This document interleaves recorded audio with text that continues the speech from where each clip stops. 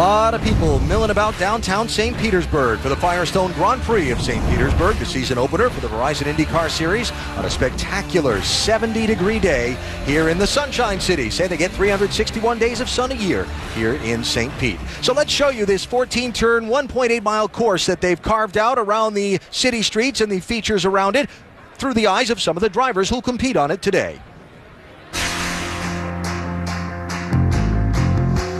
Turn 1 is always a hot spot. That's a great place to try and overtake people, and you always see that. And it's a very challenging break zone. It's really bumpy. I think we've seen over the years, starts, restarts, passing attempts, all of them have gone horribly awry in Turn 1 at one point or another. So for sure, that's the most dangerous part. My favorite part of the track is probably Turn 4. It's a risk-reward kind of corner where you can really smoke it in there and get some lap time out of it, but it can bite you as well. The toughest part of the track is Turn 4 through 9. It's all surrounded by wall. If you make a mistake there, you're going to hit cement. It's super tight, super technical, and every inch of space that you can get at apex is a little bit more speed you can carry. But if you've seen some of the highlights, a lot of guys have crashed in these corners. It's easy to do. Into Turn 10, another good passing opportunity there, actually. It's a bit bumpy on the brake zone. Good old-fashioned 90-degree street course corner. I really like Turn 10, actually. Leading up to 13, which is the last kind of like long corner.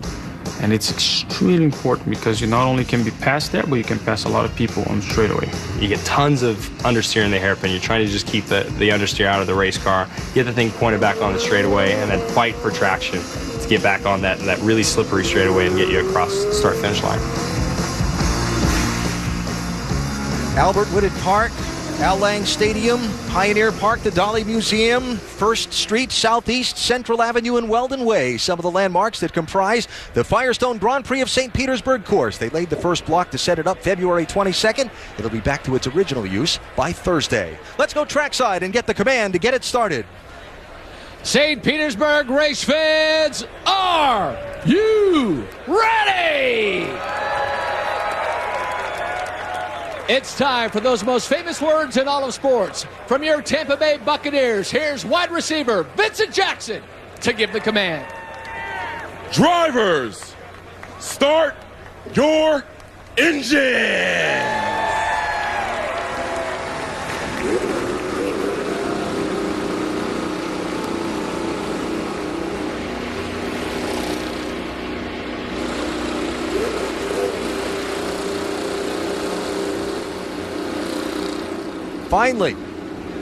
Finally, ready to race here in St. Petersburg. So many of these drivers have waited so long to start their engines and get ready to go into the fight here in this inaugural race of 2015.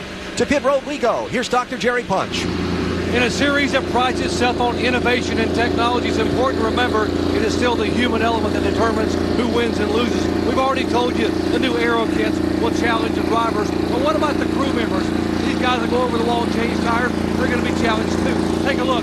This rear tire is in a very, very tight lock. It's going to come off straight, go on straight. And they say, hit your mark. If you're too far forward or back, you lose valuable time. And for the front tire changer, he's got to be very careful not to catch his air hose on that front windlass. That could shear it off. Create a serious problem. Let's go to Rick DeRose. Well, if you look up the word dominant in an online dictionary this weekend, what you're going to see is a picture of Team Penske. If anybody thought that adding an extra car to that team was going to cause them to miss a step, well, they're very mistaken. They qualified 1, 2, 3, 4 on this grid. They own the front section of it. Oh, yeah, that new kid, Simon Pagenaud, he qualified second. Might have had the pole, except there was a yellow flag on his final lap.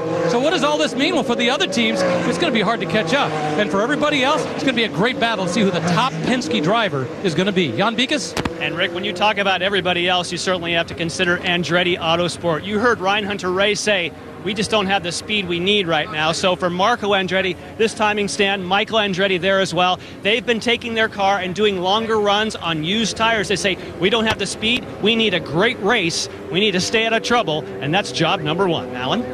So we'll watch for the strategy to be played by the Andretti camp today. The cars are on the track. 2 parade and 1 pace laps before the green flag. The green waves after a word from your ABC station.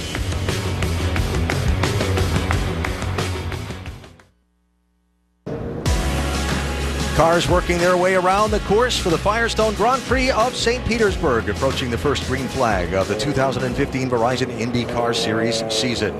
Got some great onboard views to take you through this course today. James Jakes back in the series this year, carrying our media tech on board. Rookie Sage Karam after his spectacular debut at the Brickyard last May as our Firestone on board. James Hinch, the Lucas Oil camera. Graham Rahal has our Clearplex on board. And Charlie Kimball has the Norvo Nordisk onboard camera. Talked about Marco Andretti. He's got the Mutual of Omaha on board today. Ryan Hunter-Ray is carrying our AutoNation camera. Tony Kanaan with the NTT data on board. Simon Pagenaud now with Team Penske carrying a Verizon on board, and on pole, the champion of a year ago and the winner of this race a year ago, Will Power, with a Verizon onboard camera. And the field being led around by the Honda two-seater. Enter at shophonda.com for a chance to start a Verizon IndyCar Series race in the Honda two-seat IndyCar driven by Mario Andretti. Mark Wilson is on board today with Mario. I'd like to be on the track with Mario when the green flag waves. I know you guys want to be driving yourself. I'd rather have Mario driving me. Well, the question is, would you sit in the back seat with Mario driving? Because without question. Without question. For the two of you. And if you're looking for Spanish language commentary for today's broadcast, activate your SAP button. It's presented by ESPN Deportes.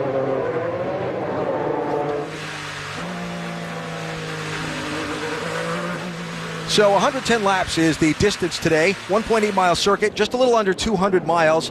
And there have been 10 previous races here at St. Petersburg, and 5 of them have had cautions on lap 1. So a 50% chance, if you like to explain things in that way, that we're going to see the yellow flag before they finish a lap. And a lot of that chance happens in turn 1.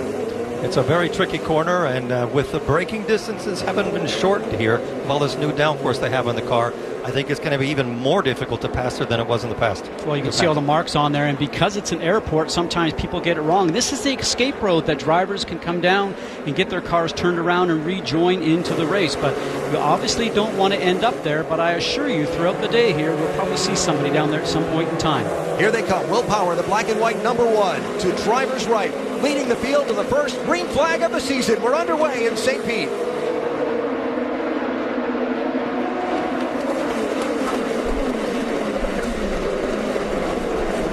That's Hunter-Ray that overshoots.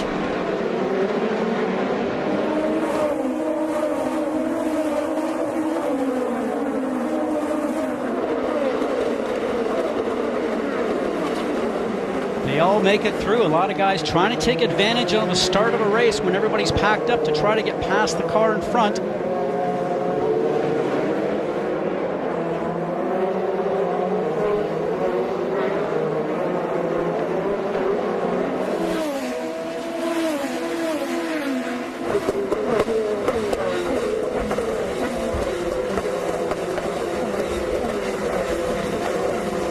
Graham Rahal with a move in the orange car, and now double wide behind. Now, when they come back around to this front stretch, there was contact on the initial start. One of those little winglets we showed you looked to me like off one of the Chevrolet cars, wound up bouncing around the track somewhere. Be curious to see if we can track down. You see one of the cars might have just hit it right there. Be curious to see who it might have come off of. And there's another piece at the exit of turn number 9. That might look like one of those rear wing or side flaps that are on one of the cars. On that part of the track, Scott, they were 3 abreast. To put it in perspective, we're running downtown St. Petersburg. There really isn't that much room. There's a lot of souvenirs that we're creating for the spectators. And there's the piece that looks to be on the front stretch right there, but it's interesting to me that everybody is starting to really get excited here because you've been out of a car for so long, and that looks like it's definitely one of the Chevrolet pieces that attaches to the outside of the wing. Yeah, that's the piece that Alan was talking about. I talked to one of the Foyt engineers, and he said that you don't really lose that much with that front piece. Just watching the cars come through here to see if we can see who some of that might have come off of. As they got really jammed up on the initial start. I counted 5 wide at one point on the run down the runway. Here's one of the Hondas missing a left front piece. Is that Hawksworth in the 41? It is. Yes. Well, that's more damage, just that one piece. Yeah, that'll definitely change the handling characteristics of the car.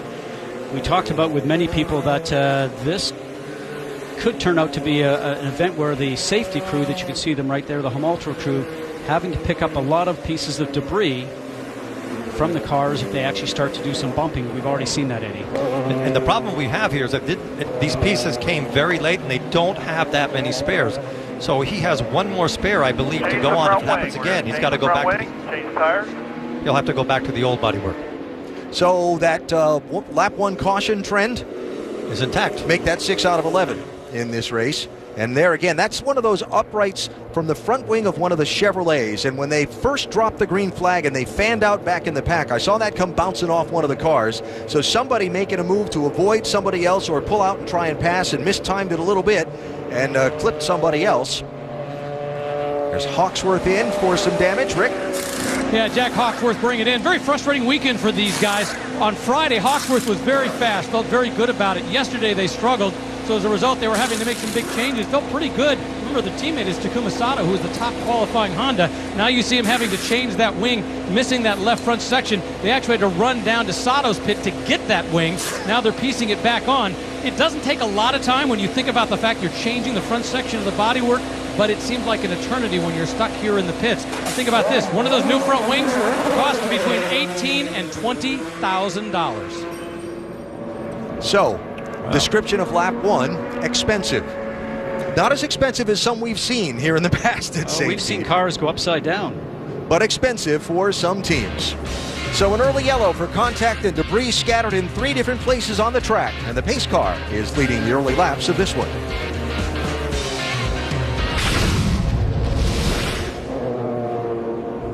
Early caution in the Firestone Grand Prix of St. Petersburg, season opener for the Verizon Indycar Series. Debris in 3 different places on the track after contact between cars on the initial green flag.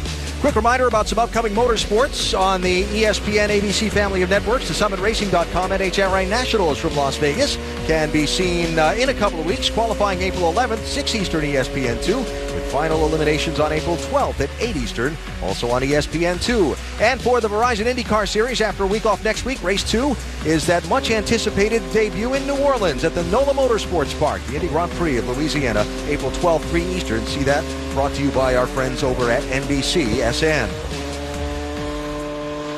So getting the 1-to-go signal here, and we'll go back racing after an early 4-lap caution. And to say that there were some bits and pieces scattered around on the opening lap would be a fair assessment. Watch. What happened in the back? Yeah, matter of fact, the car on the right. Is that Filippi? Filippi, I believe. Ends up hitting it. You can see how far this stuff just flies through the air. He really dove down there into turn 1, but there was already some contact because some of the cars in front of him were already hitting some of the debris and knocking it over to the left also. That's another look at the front of that car. He might be missing both of the front winglets.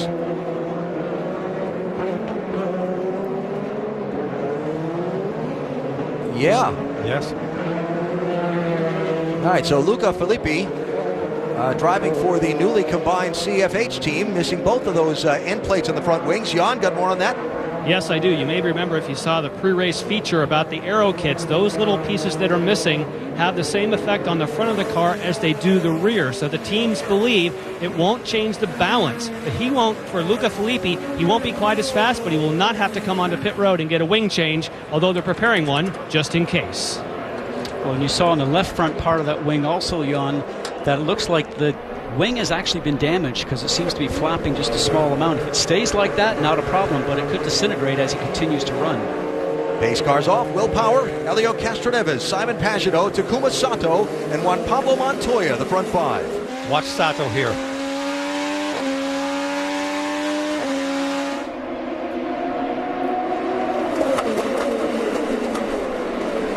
Under attack and gives up a spot to Montoya.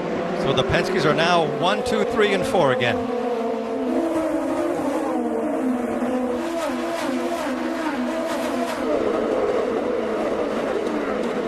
Bourdais with a move to the inside of Kanaan.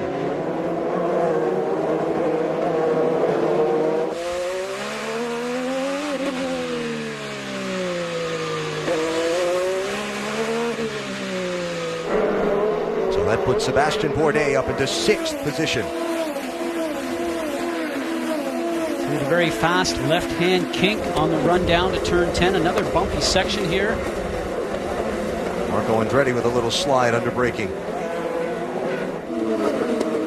That's what we call the most important turn here, guys. If you can get close to the guy that's in front of you, get a good run out of the turn, out of 14, coming down the straight, that's a great opportunity to pass going into turn 1. The willpower has started pulling away.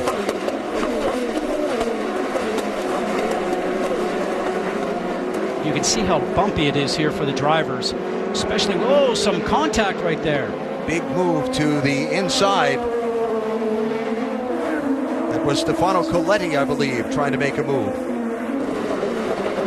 Just a little bit of contact with the 83 of Charlie Kimball. Now Charlie's going to go back after it. Remember, if you just ease up a little bit too soon in the braking zones, the drivers behind you will take advantage of it.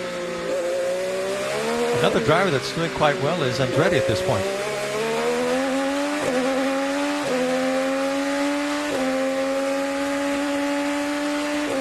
Riding bar along with Charlie Kimball. You can see how quickly you get going up through here, and we take a left-hand turn on Dan Weldon Way, go through this very fast chicane into turns 13 and 14.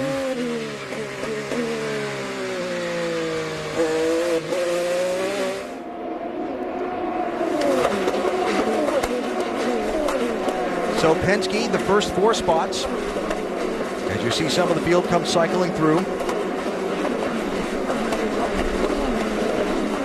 And then back to Hawksworth after the wing change, and Hawksworth all the way back in 21st place. Of course, Hawksworth really made a splash in this series a year ago. This race, driving for Brian Herta Autosport at that time, made a spectacular drive, had a chance for a great finish, then had some things go wrong toward the end of the race, but has taken that rookie promise now into an opportunity with A.J. Foyt Racing to expand to a second car. And he needs results. There's not that much pressure on him. There's a lot less pressure on him than there is on Sato, but he needs to start racking up those points. And they're looking at him as a guy for down the road because he's so young. He has the opportunity to learn here when you've got an experienced driver on the team like Takuma Sato.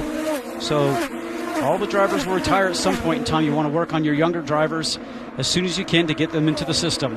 Rick DeBrule? Well, you have to understand that Jack Hawksworth really knows this track well. He won here twice in Pro Mazda. He won here once in Indy Light. If there's a track that a driver has to make up time on, this is where Jack Hawksworth wants to do it. Now, I mentioned the fact that on Friday he was relatively quick and had a horrible Saturday. Originally, they thought something was broken. They ended up managing to dial everything back to where they thought it was supposed to be, similar to a Sato setup, and they were sending him back out with much higher hopes today, but obviously you can see how he's been set back. So Jack Hawksworth running in 21st place, part of a group there, a trio that includes a couple of new guys in new places. Just in front of him is Gabby Chavez in the 98, the 21-year-old, formerly of Columbia, now living in Indianapolis. He has replaced Hawksworth with the Brian Herta Autosport team. And in front of Chavez is James Jakes in the 7th, Sam Schmidt Racing. He has come back to the series after a year away, Jakes has, and filled the seat vacated by Mikel Aloshin, who has gone back to race overseas. And we talked about this before. Very talented driver when he ran with Ray Hall, and he was out there qualifying well, finishing well, but when you take a year off, Eddie, and you understand this all the time, it's tough to come back and expect to be right back on pace. It's going to take him a few races into the season before he can expect to have himself back up there. But when you're in that position, the most important thing you can do is finish every lap that you are on. It's as long as you get miles, you'll be better off the next time you get in the car, but the worst thing you can do is to get caught up in an accident. And Power continues to extend his lead over Castroneves. It's now 2.7 seconds. Good little dogfight here. Scott Dixon in the 9 trying to hold off Graham Rahal in the 15. This is for 10th and 11th. Rahal was quite quick in the morning warm-up at noontime today. We'll still call it a morning warm-up, won't we? You won't chastise me for that? But Rahal was running the red tires. New to IndyCar racing, the 2 tire combinations. The black sidewall tires are what they call the primary tire, and the red sidewall tire, the alternate tire, a little bit softer in compound. They'll be faster for a while, but they'll give up more quickly. They're supposed to give up on that last third of your full tank run, but let's remember that Rahal won this race, so if he can get a car under him that is consistent, he should be able to work his way up to the front. They're running right behind Marco Andretti in that yellow 27. So that for 9th, 10th, and 11th. Up front, Will Power. Won this race a year ago. Went on to win the series championship for the first time. Won pole on qualifying yesterday afternoon, and he has led every lap so far, but we're still very early in the Grand Prix of St. Petersburg.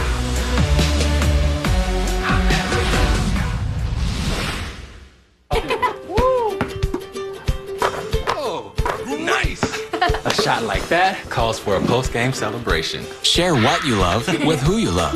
Kellogg's Frosted Flakes. They're great!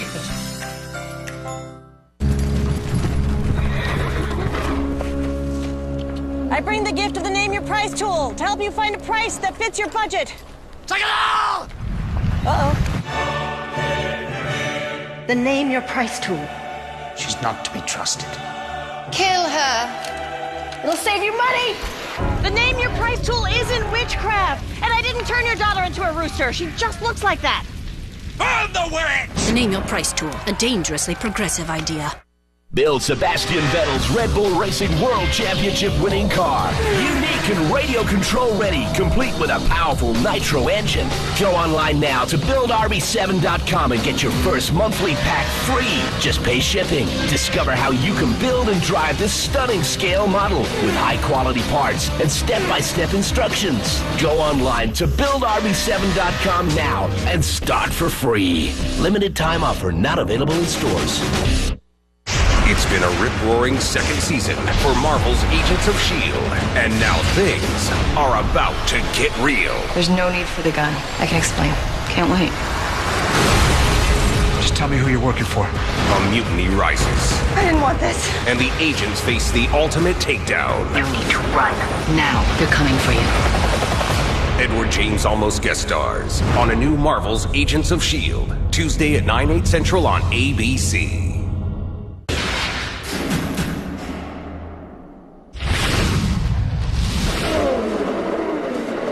Early in the Firestone Grand Prix of St. Petersburg, season opener for the Verizon Indycar Series. Downtown St. Petersburg, Florida. Will Power is the race leader. Team Penske cars, 4 entries in the race. They're running 1, 2, 3, and 4. You look at the running order coming across the top of your screen. You're watching the race from 9th on back. Marco Andretti, yellow 27. Scott Dixon, red 9. Graham Rahal, orange 15. 9, 10, and 11. You know, this is a group of cars that know they don't have the speed to be able to compete with the Penske cars, so I think what they're doing right now is they've turned back their fuel mixture. They're running a little bit lean, as we call it, trying to get some better fuel mileage and just put down some laps, and hopefully the race turns in their favor, because the lap times that they're running right now just a little slower than what we're seeing running up front. So, you know, maybe that's their plan.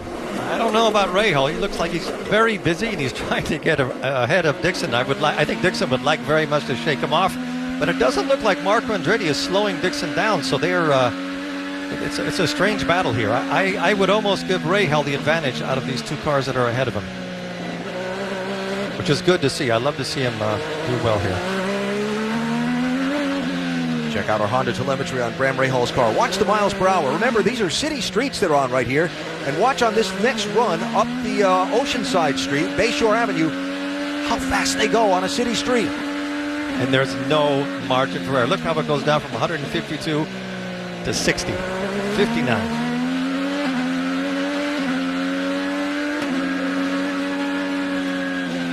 Up along the marina, onto the runway at Albert Whitted Airport.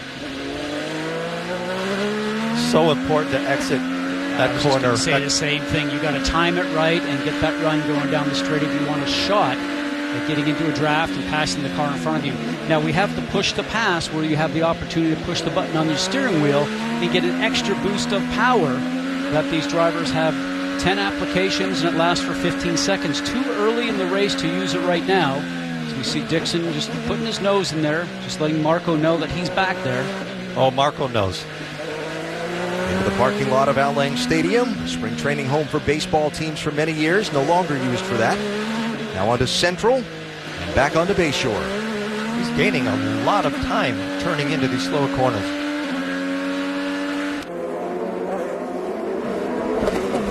Carlos Huertas has come down pit road. Last year, the first pit stops in this race happened on lap 14. It's when the pit window opened. Now, we had the early full course yellow, but we are beginning to be in the window where we can see the first of the fuel strategies played out. Another guy that's starting to join this group right now is Stefano Coletti. And you can see that he's now just starting to come up behind Graham Rahal. The driver that's now running 12th, started 17th. Very interesting. When I first met him at the Barber test, that was over in Birmingham, Alabama, all the drivers had an opportunity to do some testing on their equipment before we came to the first race here. Been running in Europe, had only been to the United States just a couple of times when he was running in Formula BMW. He's been running in Europe and winning over there. 25 years of age, will be 26 next month. But he's moved over to Indianapolis, doesn't know anybody, but it shows his commitment to motor racing. He's going to move here, get to know the team, and you know something, he's doing a very, very good job. And they must have something in their family that's genetically aimed at speed. His sister is an Olympic downhill skier. In both just imagine that. Both of them doing something like one racing, the other one is skiing. I saw that. Coletti from Monaco, driving for the KVRT team. 8 wins in 90 races in the last 4 years in the GP2 series. So an accomplished driver over there, and now taking his crack at the Verizon IndyCar series. And for those that don't know it, the GP2 series is the feeder series into Formula One. Update on the 4 from Rick. Talk about the fact that his strategy has changed because he's doing well in this race. They were originally going to have him come in about lap 14 for an early pit stop, but as a result, they decided to leave him out there because he's doing so well. Doc? Hinchcliffe in for a pit stop, front wing change, air pressure change. They went from the primary to the red tires. Hinchcliffe's got his hands full, car sliding, concerned about some rear tire wear because of the sliding of the car. The first of the contender cars to make a stop. Getting to see some other teams starting to lay out the tires on the pit lane. Looks like we'll see Sebastian Bourdais in momentarily in the 11. Bourdais running 6th at the moment. Mentioned the tires. I described the tires earlier as a refresher. First race of the new season. Just the button on that rule is you have to run each of the compounds a minimum of 2 laps in the race. So you can run the reds all race, but for one stint, at least for 2 laps, you have to put the primary tires on. Seeing more crews laying out the tires here. So if you consider the fact that Coletti is not on reds, he's doing very well. Okay, here's Ryan Hunter-Ray in. Doc? Ryan Hunter-Ray, the defending Indy 500 winner. Boy, what a handful this car's been all weekend. Andretti, he told me this morning, said, we are not where we need to be. We have some serious handling issues, and they made a ride height change this morning, helped a little bit. Now a 4-tire change. He goes to the primary, the black tires, on his first stop. And it was Carlos Munoz who was in behind Hunter-Ray. That was Munoz's crew in the pit lane, not Bourdais, as I said a minute ago. I apologize for that. That's one of the most difficult moments you can have when you're leaving the track on that in corners 2 and 3 with cold tires, Scott. Oh, we've seen some past champions, Indy 500 winners come out of there and pancake the wall, as we call it, with a very embarrassing moment. But you're absolutely right. Trying to tame the 700 horsepower that's in these cars. And until those tires get the right temperature, they don't have any grip. Don't know about you, but I'm really happy to see that Team Penske and Will Power and their sponsors and so on carry on that open wheel tradition of using number 1 for the series champion. To Jan. Luca Filippi is making his stop, and again, they will assess that front wing to see if they want to go for it. Very unlikely they would do that under green. See, they cranked some more in. They've lost some flaps, so you can add some with the adjuster. So Luca Filippi trying to make the best of a little less front downforce. Remember, he was involved in that front straightaway at the green flag contact that knocked some of those bits and pieces off the front wing of the 20 car. It's still the best fight for position on the racetrack. Marco Andretti separated a little bit, but from Scott Dixon in 10th on back, they're packed up there. Well, Marco's trying just to get a little bit of a run because he knows that pit stops are coming up, so if he can get just a bit of an advantage. He's in the pits. And here he comes right now. He wants to be just ahead of those guys before he gets in. Andretti carrying number 27 this year instead of 25. No way. 4 tires, full set of fuel. Tires, brand new. And when they talk about brand new tires, they always tell the drivers that because when you're on sticker tires and you leave the pits, the car has a much different characteristic. So no changes other than those sticker tires. Marco Andretti did long runs today. That's 7.8 for his pit stop. He said, we are focusing on long runs on those primary blacks. This is where he needs it to pay. Oh, and you see the competitors coming out just in front of him when he was going down pit lane, ready to exit. If you noticed a blue flashing light that was on the left-hand side, that's to alert drivers that somebody's coming out of turn 1, and they may meet up with each other when he gets back onto the race surface. So a good indication for him, and he probably knew just to keep an eye to the left to make sure you don't end up running into someone. Now we'll see if Dixon can pull away a little bit from Rahal, but I don't think he'll be able to. It looks like Rahal has got a good car underneath him today. A lot of changes on Graham's team since last year.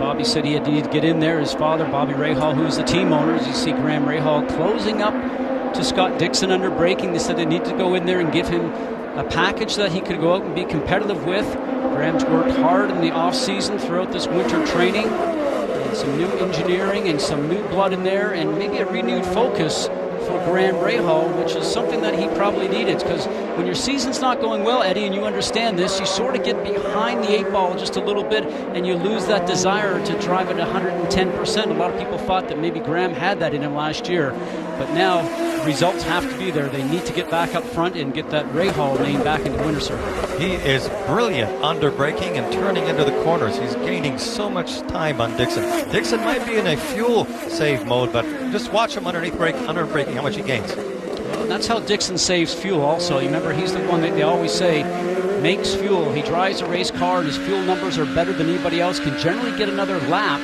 over the other competitors, is because he goes in, he eases off the gas just a little sooner, but he rolls his speed through the center of the turn. Now, he knows that with Graham Rahal closing up in the center of the turn, what they call the apex, that Graham's not going to be able to pass him. So it's a brilliant move by Dixon, knowing he has the opportunity just to keep him behind there. That's a contact. Munoz 26. And more souvenirs. Yeah, and Simona Di Silvestro, who's actually with the Andretti Autosport team. Oh, there you go.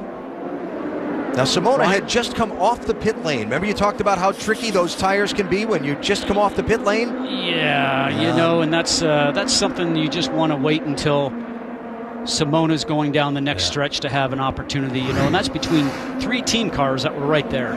So Munoz back on the pit lane to address the damage. That was uncalled for. Also on the pit lane, the race leader, Will Power's in. Castro Neves is also in. Leader's pit stop.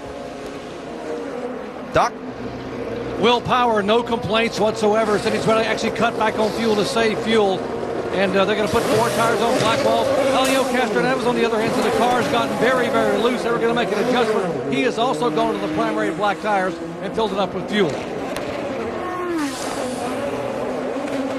That was a good move by the pit crew with Juan Pablo, making sure he didn't drive out of his pit box.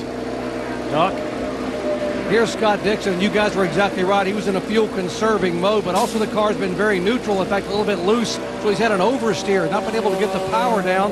So now they've come in to make a pit stop, and something's wrong. They've got an issue with the left rear tire and trying to be able to get the tire off the car. So a serious issue here under yellow for the 9 car of Scott Dixon.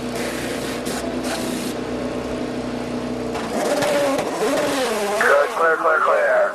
Well, that's going to cost him a lot of ground, and we'll see how much after the pit stop cycle out. Here's Sebastian Bourdais. Jan? The reason that the leaders are taking this opportunity to pit is there was a call that went down up and down pit road, possible caution.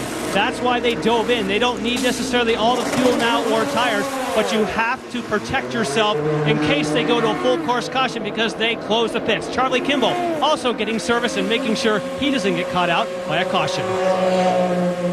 So Simon Pagenaud is now the race leader, not having made a pit stop yet.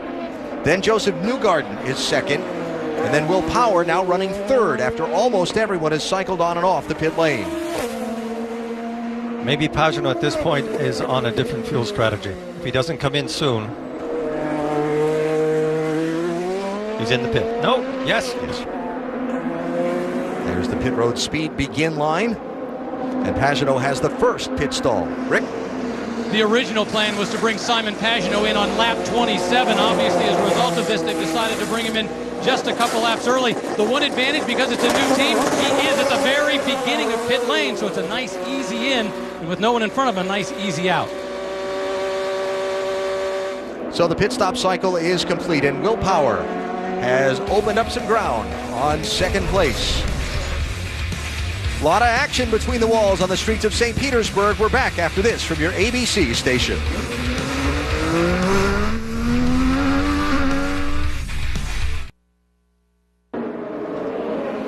Back live, the Firestone Grand Prix of St. Petersburg has just gone under the yellow flag for the second time, and it's for the same reason as the first. Debris, contact between cars, scattering bits and pieces of wing and bodywork at various points around the course. Any of that will give you a puncture. Right through the tires. Remember, these tires are slick tires they use in the racing cars. There's another piece right there coming out of turns 14 going on the main stretch. The other stuff that we saw was from the collision between Carlos Munoz and his teammate Simona Di Silvestro, and I'm sure they'll have a conversation in the trailer a little bit later on because of that. Now, when you're out there racing and you come up to these pieces at speed, it's just a quick avoidance because you don't want to run over it, as you mentioned, Eddie, because you have the slick tires. It's not like our tires in our road car that have a little bit of groove and a little bit of depth there. If you run over something here, it'll puncture the tire very quickly. What I don't understand is why do they wait so many laps to call the yellow? You can see all the damage on the front wing, Carlos Munoz car, and let's check in with Jan. And I can answer Eddie's question, of course, speculating, and that is that if there are some pieces of debris on the racetrack and some people make it into pit road and they stop, the stewards will look very carefully about going full course yellow. It closes the pits and puts everybody else completely off of sequence. You could see through those replays, more and more pieces of cars were coming off. They waited as long as they could to give every person an opportunity to pit, then close the pit, because if it ever goes full course caution and you're closed and you haven't pit, you go straight to the back. Thank you. So yellow flag number 2 for debris on the race course. Of course, the top of the screen, the place where the Tampa Bay Rays will play their home games starting in just a couple of weeks. And I have no doubt we'll have plenty of the Rays on our ESPN Major League Baseball coverage throughout the season. So Scott Dixon, we saw him having troubles on the pit stop. He came back out on the racetrack in 22nd place out of 24 cars, 52 seconds behind the leaders. And then the yellow came. Do we want to try and fix something or whatever's wrong with the car? We're talking about it now, Scott. Pits will be closed. We'll get a plan here. Yeah, but the only penalty is to go to the back, which you're already at. Copy that. We're working on a plan here. Scott wants some work done on the car to improve the handling of the car, to get some more speed out of it. And his point was, we can come in there and do this because we're at the back already. And more on the Dixon situation from Doc. Well, the problem originally, Alan, was an air jack failure in the back of the car. That's what left them on pit road all this long. They had to actually get a manual jack and manually jack up the car to get the left and right rear tires off. And, of course, right now there's no way. They don't think they can fix the air jack. They may have to manually jack the car the rest of the race for the next 2 stops. That's one of the problems. Scott's also saying that the brakes may be going away. And the car has had a significant oversteer. He's been saving fuel, and the car would not be able to get the power down because it was spinning up off the corner. So a multitude of problems here early on for Scott Dixon. The only good news, the yellow now will give them a chance to come down pit road and take a look at it. You won't have that much time, Scott, will you? I mean, you can't fix all of that in the race. Well, and I get to think about conversations with Scott before. He said, this is just not a track that's ever been very kind to me, and he's never won here. Finished second, I think, 3 times, if I can recall. But, not one of your favorite tracks when you have difficulties coming to a facility like this all the time. One of the things that Dixon told us when we sat down with him here on the other day was that he felt like they needed to get off to a fast start. That's been one of the weaknesses in their championship bids recently, was a slow start to the season. And so far today, this is not the way that they had hoped for this first race of the year to go. He's in the pits, and they've shuffled a lot of their engineering around inside of the team too, so he's off to a have an first open start. pit down here. We'll stop right down there on the board. Flares out. Guys are ready.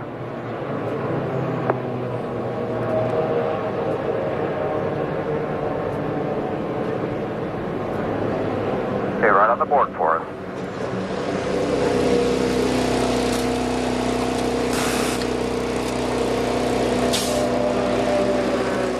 Oh, jack is still not working.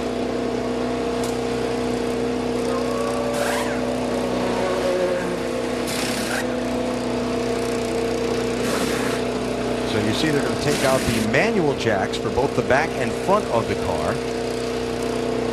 If we fast forward now, Alan, the first time they have a green stop there, you will lose 10 seconds doing it this way. Just see what they can see to try and free up maybe a piece of debris.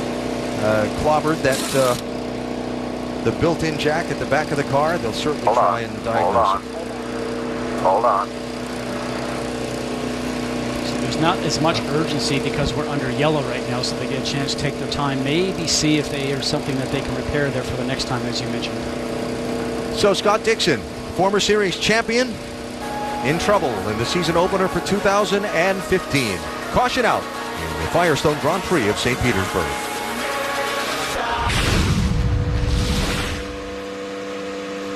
Still working to clean up a lot of the bits and pieces that were dropped on the course in the Firestone Grand Prix of St. Petersburg after contact between cars. Second full course yellow of the race, the other also for debris that happened after some contact between cars on lap 1. Reminder, the SummitRacing.com NHRA Nationals from Las Vegas can be seen on ESPN2 in a couple of weeks. April 11th, we'll have qualifying runs for you at 6 Eastern Time. And then the final eliminations on April 12th at 8 Eastern, also on ESPN2. And for the Verizon IndyCar Series, next race is at NOLA Motorsports Park, the first Indy Grand Prix of Louisiana. April 12th, 3 Eastern on NBC SN from the Big Easy. As you saw in our side-by-side coverage, they were pushing Carlos Huertas' car back toward the garage area. Rick? Yeah, Carlos Huertas, one of the winners from last year in Houston. This year already out of the race. What put the car out? I think something on the steering column because I couldn't turn properly to the right, so it was getting really difficult to turn to the right. I put a lot of lock on in the car, and it would turn like half of what I wanted, so yeah, that was it. What was it like out there for those opening laps? I mean, a new season, were people respecting body work, or was it just like a regular start and no one cared? Like normal. I don't think there's big difference. Obviously, if you touch a little bit, big pieces come out, but very similar. All right, once again, Carlos Huertas unfortunately out of the race today. Alan? All right, Rick, thanks. So the 1-to-go signal being shown to the field here. Scott Dixon pitted a second time, and he will be at the tail of the field. And you look at the front of the grid, and Will Power has led every lap, picking up right where he left off when he claimed that number one by winning the series championship at the end of last August. Not only has he led every lap, but he's always managed to put a gap between himself and his teammate Castroneves. So he has been on a roll ever since he's been here. Sixth straight season, Powers led the laps in the opening race. Of course, Simon Pagenaud did lead a couple on an exchange of pit stop, but other than that, it's been all Will Power. There is Helio Castroneves running second in the 3. Getting a little warm up on the tires for this restart. And Foyt's car is running third with Hawksworth. Now, Jack Hawksworth did not pit under this yellow flag when everyone else did. Remember, Hawksworth had the damage to the front wing earlier on the 41 and made a pit stop now 27 laps ago. He'll be in soon. Rick? Interesting, they had tires out there. They were ready and set up, but they decided they wanted to leave them out a little bit longer. The one interesting thing that Hawksworth has been saying on the radio is he doesn't think the red tires do as well as the black tires. He's saying he thinks he's giving away with the red tires. He wants to get back to the blacks as soon as possible. So Hawksworth running third. Pagenaud is fourth. Montoya fifth. Then Bourdais, Sato, Kanaan, Newgarden, and Kimball the top 10. And here they come toward the final corner and the restart. Let's watch.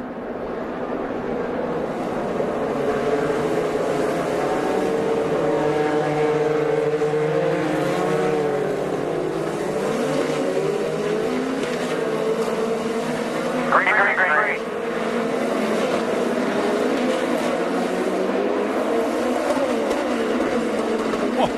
Montoya passes 2 cars and holds on to it. One of them was his teammate. I think that was definitely use of the push to pass, the button on the steering wheel to give you a little bit of extra horsepower. He took advantage of it because everybody's all clustered together. Here comes Tony Kanaan rifling up the inside, doing a very nice job as you would expect him to do because he's the master at that on restarts. He is definitely the first lap king. Boys, this track is not wide enough to go around 2 abreast in some of these turns. And they're still doing it. Joseph Newgarden in the 67 car. Graham Rahal still pushing hard. But Started behind the 11 of Sebastian Bourdais. See the back end kick out there? Oh, contact back there. More bits and pieces flying. These are bigger pieces than before.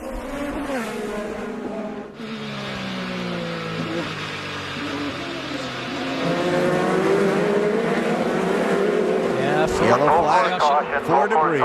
That's Marco Andretti's car, I believe, that those pieces came from. That looks like it's from the back. Back off in front of me. No, that's the front wing. Yep.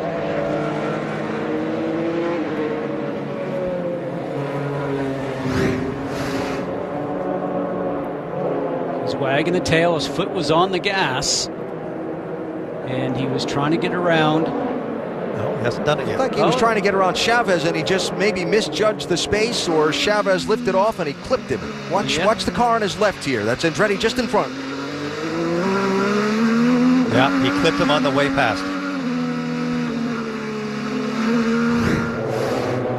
little mistiming on Marco Andretti's part.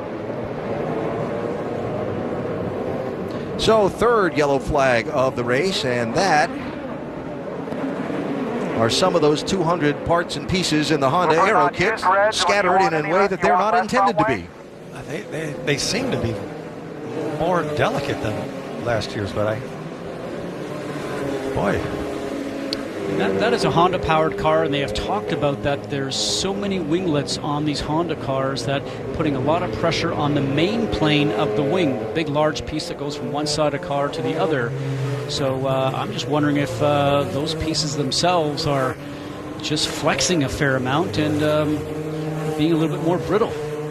It's not a NASCAR. You're not supposed to hit people with it. So you cannot build a wing that allows you to run into the back of somebody. Let's check with Jan. They're preparing a front wing for Marco Andretti if the pit's open, if in fact he needs that. I can tell you, when you say about they don't seem as strong as in the past, and yes, when you see that damage, when the pits do open, he will definitely need a front wing. Remember, when you make all these new pieces and these new flaps, they need to add up to be the same weight as the original Dallara piece. So more flaps, but same weight means they have to be lighter. So they do use very high-tech materials to build all these pieces, but by design, because you don't want to add weight to the car, they probably will not be as strong. Good to have Jan, former driver and veteran broadcaster, with us on our ABC IndyCar telecasts for this season. So Marco Andretti having a decent run despite struggling throughout the weekend. Now running back in 13th and probably going to give up some spots, and it's been an expensive day for some of the Honda teams. There's a new chart for us. Yeah. The wing destruction. Honda 3, Chevy 0. Every now and then we keep track of different things that are unexpected. As we mentioned, the wings are $18,000 to $20,000 for the complete wing up front, so obviously costing a little bit of money to these teams here today. So third full course yellow of the race here at St. Petersburg. And again, most of the leaders were just on pit road, not all that many green flag laps to go. So the real question becomes, when do we see Jack Hawksworth give up fifth spot to pit, and Marco Andretti and any of the others that took some damage in that last contact, do we see them give up some track position and come in for repairs? Andretti's team is out in the pit lane, so expect to see him in just a moment. Look at the crowd here. Full house. Great event, beautiful day. Community really out in support of this event. Big effort by local businesses to be involved. Also, the checkered flag pennants and banners hanging everywhere in the shops and restaurants. And of course, with all respect to those of you, like some of my friends in New England who reported to me by phone this morning that you got 2 inches of snow overnight, it's a beautiful 70 degrees here in St. Petersburg, Florida today. And Eddie, you drove Formula One cars, ran at Monaco. You said the other day that this was a little bit like the Monaco setting. So this is Florida's version of Monte Carlo. Rick? Jack Hawksworth brings the car in. They're going to do a half turn of front wing. Important to point out, they change it differently. See how he reaches up? They change it slightly differently. It's a smaller little setup than they used to have. They make the change, and he's gone. Jan? Marco Andretti is now going to get his opportunity to get the front nose changed. Under caution, as we've talked about before, you don't have to be frantic. You just need to work your way through, not make any mistakes. He knows he's going to drop to the back of the order. Be sure that it's all seated properly. Now remember, His teammates, Carlos Munoz as an example, has also lost a nose front wing assembly. This team, if they have any more contact, will be running out of spares. Definitely something to be watching as we run through what is still the majority of the Firestone Grand Prix of St. Petersburg. 35 complete, 75 to go. So ready for the restart here at St. Pete. You saw during our side-by-side coverage, Takuma Sato had to come in and give up 5th place to get a wing change. Damage to the front of that 14 car. He's back in 20th place as we come around to get the green flag again. Will Power, the race leader. Castroneves second. Montoya really brave on that last restart. The red and white car in third with Pagano fourth. And now Tony Kanaan in fifth. We'll see who makes the moves into turn one here. Green, green.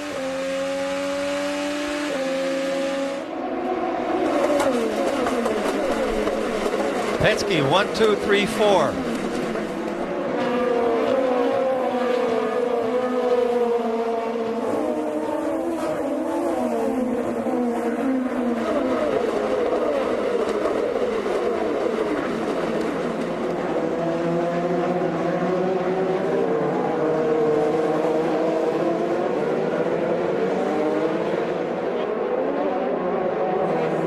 Toya's looking very strong. If he gets his confidence up, he's a car to watch. A car not the one that you do not want having behind you. Remember a year ago, Juan Pablo Montoya, in the words of his team owner Roger Penske, was a frustrated duck trying to figure out the cars and the way that they've changed since he last drove open wheel cars. But after finishing last season with 3 straight top 5 finishes, Roger says Juan Pablo has entered this season full of confidence and he's going to be hard to handle. This is not the same Montoya we saw last year. He has every intention of getting past Helio Castroneves. More on Montoya from Doc. Before climbing in the car, Juan told me, I remember this race a year ago. I was the new kid on the block, the new driver for Penske. I played it conservative. The learning curve was steep. I'm not being conservative today. I'm here to win this race. He said the streets of Monaco were tight. This is an airport compared to that. I wanted Monaco, and I can win here today. A moment ago on the radio, he said, I'm good, the car's good, and I'm headed that way. All right, Doc, thanks. James Hinchcliffe in the 5 has some troubles.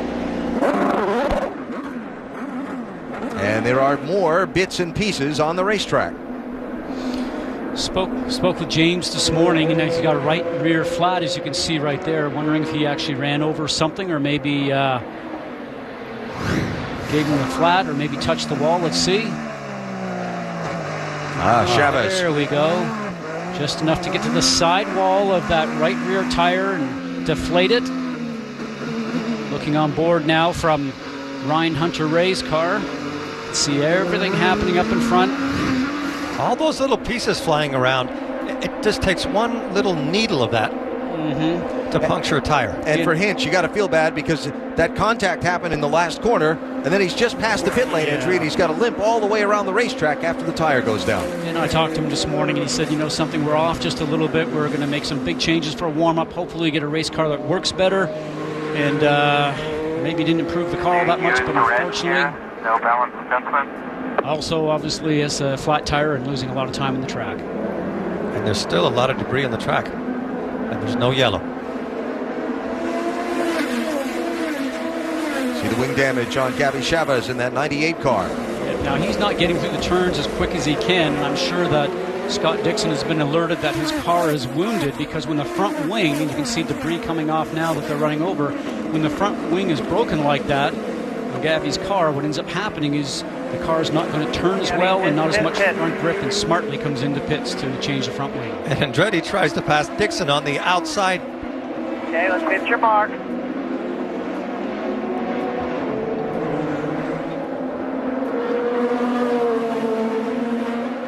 Which one to look at? A couple of them side by side here into turn 1. That is Coletti 4 passing James Jakes in the 7. And then behind them,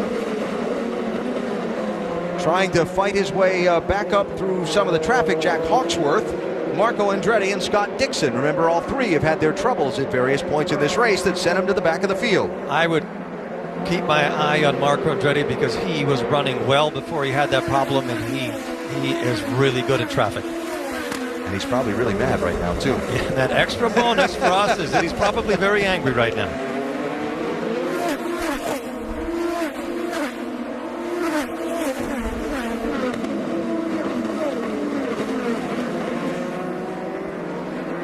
Simona Di Silvestro passing Sage Karam. So Di Silvestro back in 18th place, Karam in 19th. And Carlos Munoz with a look inside, but not able to stay inside of James Jakes. Jakes in the 7. And Munoz in the green and white car, and Scott Dixon right behind them in his familiar red colors. As you're diving down to the turns right now, last year you might have been a little bit more aggressive to try to get the car in beside the competitor that's in front of you. But now everybody knows that the front nose is really so crucial. You can't knock the wings off. We've seen that happening here so much today. You can't go in there and maybe do little bumper cars like you did last year, Eddie. So, and then if you add the fact that you have so much more downforce and you can brake later, there's less braking distance. So there's not that much time for both drivers to adjust their positions as they go in. That's why you see a lot of these noses flying off. Yeah, and I want to play devil's advocate with you here for a second, my friend, Mr. Goodyear. Respectfully, because you've driven these race cars, but I haven't. But come on, you're not going to tell me a race driver is going to be patient. He sees the possible opportunity to stick the nose in there on someone. He's going for it, right? That's his nature. Absolutely going to do it, but maybe going around the outside as we're watching here right now might be more the answer instead of risking your front wing. But, I think at this point in the race, you're going to go, okay, maybe I'll try next lap when I have an opportunity to be up beside the car just a little bit more. I agree with you, Alan. In the last 5 laps, that's what it's going to be all about. We've seen some pretty interesting moves and some pretty interesting contact in this one for sure. Out of this group of 4 cars, I would say Marco Andretti is the quickest. Love this look. You can see how narrow it is here between the walls. And Eddie, you and I have driven on these courses before. Remember, this is not a racetrack. There goes Dixon. Sorry. Here goes Dixon in a really difficult spot. Yeah, very difficult.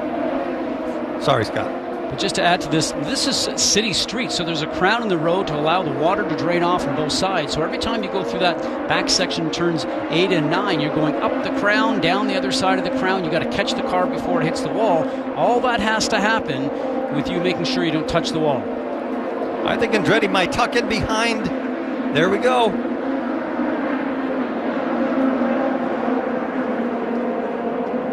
Boy, that is tight through turn 1. What a great camera angle. The streets of St. Petersburg.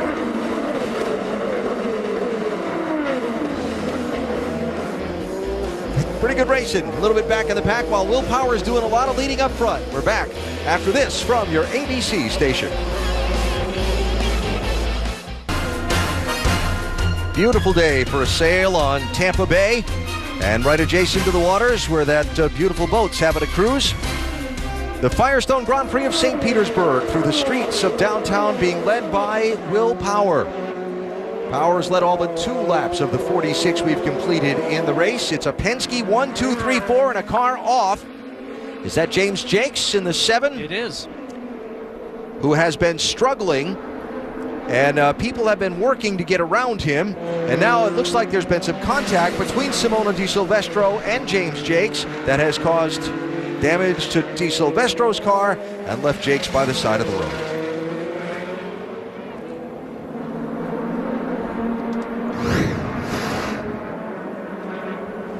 Here we are right through and going into turns 13 and 14. Looks like Simona just miscalculated her braking zone. Let's look backwards now from James Jakes. That wasn't even close. Well, I'm going to say this. James has been sliding back through the pack. Remember, he was the guy that Marco Andretti and Scott Dixon and so on were passing or bottled up behind when we went to the commercial break, the local ABC station break. And so he's obviously having difficulty with his car. And I'll give Simona the benefit of the doubt, and James having difficulty with his car, and Simona that he just got off the gas and on the brakes for that slow corner a lot sooner than she was expecting. Sounded like that, yeah, because he rolled off of it very quickly and seemed to just coast there for a second. But the speed differential was enormous. Well, to Alan's point, I think he was really coasting in there. So Sad for Simona because this is one race that she has right now on her docket. She's trying to get another event with Andretti Autosport. Michael is very pleased, very satisfied when she tested with the team earlier this year. Remember, she was doing a great battle here a few years ago. Here, with Kanaan. With Kanaan, where she finished 4th. Now listen. Yeah, he's still pretty deep in the turn, though, isn't he? I think she's. That's going to be a racing incident, I'm sure, but I think she could have avoided that. But you're not willing to give as much of the benefit of the doubt as I am. Well, I think not. Yeah. No, that was there's just too big of a difference in speed. Okay. Well, full course yellow number 4 is out in this race, and the Andretti Autosport team has had a few front wings that they've had to repair today, and that's another one if Di Silvestro is going to be able to keep going on that 25 car. So going to be a difficult one on Michael Andretti's group here in the season opener where the parts tally is concerned. From the last restart, Alan, Power has not managed to distance himself from Castroneves and Montoya. Pit stops here for the race leaders. Rick? Simon Pagenaud brings the car in, the first of them because he's so far down. They decide to go with red tires specifically because they think it's going to help him on the restarts. He hasn't had great restarts yet. Hopefully this will do the trick. Montoya will come in. He's on the black tires. He will stay on the black tires. Felt the car that was the best there. In front of him, his teammates, Helio Castroneves, putting red tires on, no adjustment. Will Power, red tires. Castroneves has Power on pit road and will take the lead as they exit pit road. Castroneves in front of Will Power for the first time today. Now, back to what you were saying. I was kind of thinking that they were both kind of playing cat and mouse, Power and Castroneves, with each other where fuel was concerned. How much do I need to use and how much do I need to spend just to keep the guy behind me? That's a good point, and I don't think we can figure that out in the booth, but he definitely was keeping him in hunting distance. And Pagenaud got bottled up leaving that first pit stall at the entrance to pit road and cost him a little ground on his stop.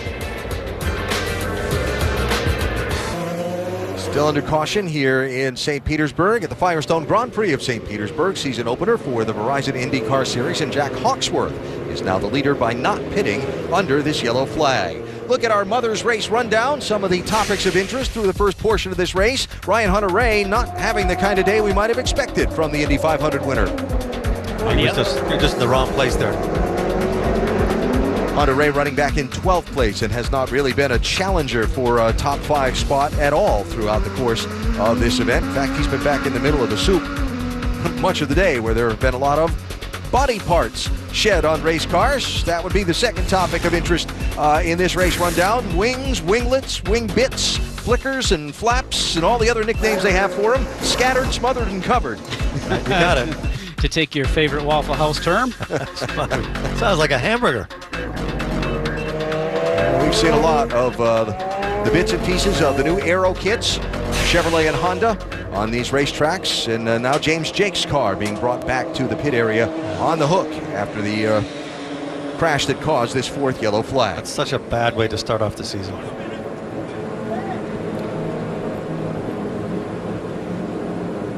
Now, there were a lot of close calls on pit road under this last set of stops. I mentioned Simon Pagenaud. They held him to get his car full of fuel, and by the time he left, he got caught up in some traffic. And Graham Rahal also in the middle of that same jam up in traffic on the pit lane. Whoa. So close, and as a driver for Graham Rahal, you're coming out, you're trying to avoid the car that's in front, and also the crew member. You do not want to hit the crew member, but then you get in the pit lane itself and there's traffic. That was brilliant reflexes from everybody involved in that, not to crash. Nice job, guys. I'm going to have to go clean my shorts out, okay? Yeah, I think he does. Well, while he's cleaning his shorts, they're still cleaning up the racetrack, and we'll clean up some business. Yellow flag in St. Pete.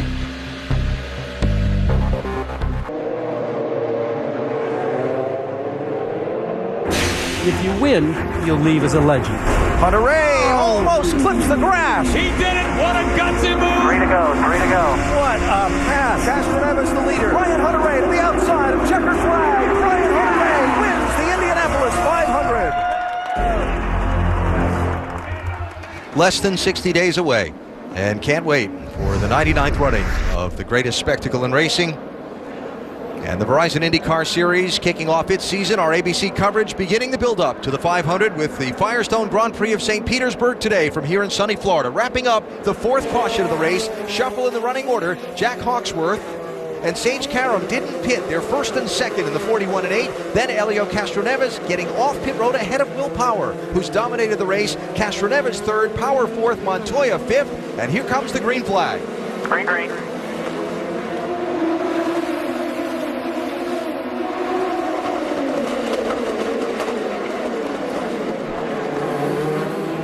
Castroneves shuffle. That's a bad traffic jam. And Will Power right back to the lead. I saw another bit of a front wing flying on the front stretch too. Sage Karam did a nice move getting a draft and making it to lead, but already some more contact right there. You can see the back of Charlie Kimball's car has been contacted. So the rear bumper valves looks like it's now pushed up from Graham Rahal. Now that's a big piece. See, but not near as delicate as the front wing, so he'll just be smoking. My point of it being a big piece, that could hurt somebody if it flies off. He's being told to pit this lap. Here's Rahal looking inside. Turn 10, contact, and Kimball's around. Now, Okay, we see you there. It's a full punch, yellow. you know, for Graham, you got to know that he's coming in the pit lane. And you have the opportunity to make an easy pass here instead of sticking your nose in there. I know he thinks that maybe Charlie's not going to be able to go underneath the brakes as well because his car is damaged, but sometimes patience with the race maybe not even being halfway through here, or just about halfway, doesn't need to be done like that. So that was an eventful lap. Started with two drivers who didn't pit being swarmed on the front stretch into turn one. Will Power cycles back to the lead. Castroneves is shuffled back to sixth. Then this on the run down to turn four. Well, the contact comes from the 22. Simon Pagenaud. Hit my front wing. Hit my front wing. I was expecting to see Simon Pagenaud farther up on this race, Scott. How about you? Well, he's so far down pit lane. It's the first pit box coming in, but let's look at this here right now. So Graham was trying to take advantage of it, but you know, you got two more turns until that the pit entrance would be where Charlie Kimball's going to go in. You can see his team owner, Charlie Kimball's team owner, Chip Ganassi, going, Didn't say that race drivers always had patience, did we? No. The point I was trying to make, Alan, is that when you get in the back like that, things like that happen. If you're at the front end, it's less probable. Well, I don't know. The front end was a pretty good mess there on that restart too. It's less probable, yes, but it sure happened on that one, and got a lot of cars now that are messed up, including Simon Pagenaud's. Oh yeah, I mean, he's slow as hell, and then he decides to dive deep into the brake zone. I just touched him. Hopefully we can get away with the front wing here because it looks like it's flopping around a little. I didn't know what he was doing. He was like going so slow that he was going to let me by, and then all of a sudden he sped up. So Graham says that the wing is flapping around a little bit. If we can see the front of the car to see if there's any damage there. If he's lucky and he has no damage and the wing will remain intact, then he is no worse for wear. But Pagenaud's got a serious issue with hips. He's missing that telescope, and it looks like another chunk is off also. The problem is, what we've seen, Alan, is that you lose a piece and then the whole rest of the wing starts to disintegrate as you go around. Yeah. So obviously they're engineered to all be tightened together. Well, Simon Pagenaud running in the front group for much of the day, but again, he has that first pit stall by his team being a new one and not having any entrant points from last season. They basically had the last pit stall from turn one forward, so he's at the first pit at pit entry. We saw him get jammed up there when his team had to wait on fuel, and he got out, got caught up with Graham Rahal and Charlie Kimball and all the others, and then on the big restart jam down to turn four, had the contact with Kimball, and the whole chain of events that led to Kimball winding up in the tires. Through all of that, You asked me during the commercial break how long I thought it would take for Will Power to get back to the lead. I told you one straightaway. You were right. Here it is. Perfect pass. And I think I'll pass those two while I'm at it. So far, looking at how this race has progressed, Will Power has continued where he left the championship last year as the undisputed leader of the Penske group. Now we play the game. Guess the number. What do you think the number of most cautions in a race here at St. Petersburg is? Oh, 5? Too low. It's 7. We're at 5 now in this race, and we're just at halfway. Back after this from your ABC station.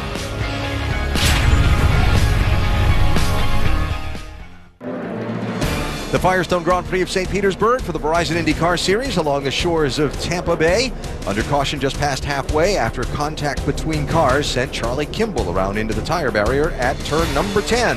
NBA those final positions in the NBA playoffs. Coming to the green flag, Will Power the race leader. Juan Pablo Montoya now second.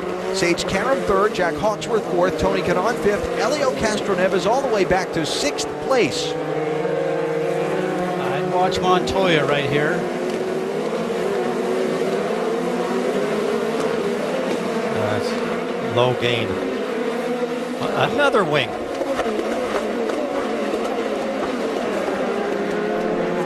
That was Hawksworth going around number 8 of Sage Karam. Right when he was pulling out, he clipped the back of the car and lost a piece of the wing. Well, I think also Sage also moved over a second time to try to stop the progress. And I'm sure that's the message to the 41 of Jack Hawksworth. Keep going. He didn't add, we don't have any more wings, just keep going. I'm running down to the auto parts store to get some more parts. Just joining us, it has been a street slugfest here in St. Pete today. Lots of contact between cars. Not a lot of big crashes, but a lot of those wings, the new aero kits being scattered across the pavement as the give and take ratio between drivers here in this race has been tilted a lot more toward take and a lot less toward give. Absolutely, and I think the man or the company that's going to make the most money this weekend is the one repairing all the bodywork on Monday.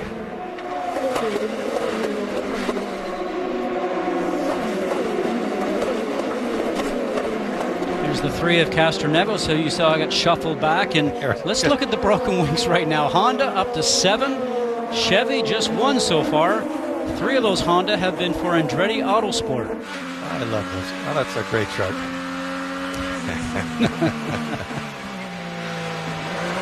Marco Andretti, one of those who's had the broken wing earlier today, trying to take a spot away from Luca Filippi. I think he's driving one of the best races I have seen him drive in a long time. Marco? Yeah. Yes. He's right on it. He never gives up, and he keeps attacking anything that's in front of him. He's like a rabid dog. You know, and he said the other day when they took it off the trailer, it just wasn't compliant to the road. He just didn't have any grip. So, you know, you can get very frustrated as a driver, especially when you want to do well, especially at the very first race of the season, as we see another part on track right now. But give it to Marco. He's been very smart and keeps working with the team and getting a car underneath him that's just a little bit better than what it was when it rolled off the trailer. See the stripe flag from the starter stand showing that the oil or debris on the track, that's that end plate off the 41 of Hawksworth that came out in the contact with Sage Karam. That is a big piece of body work in the track.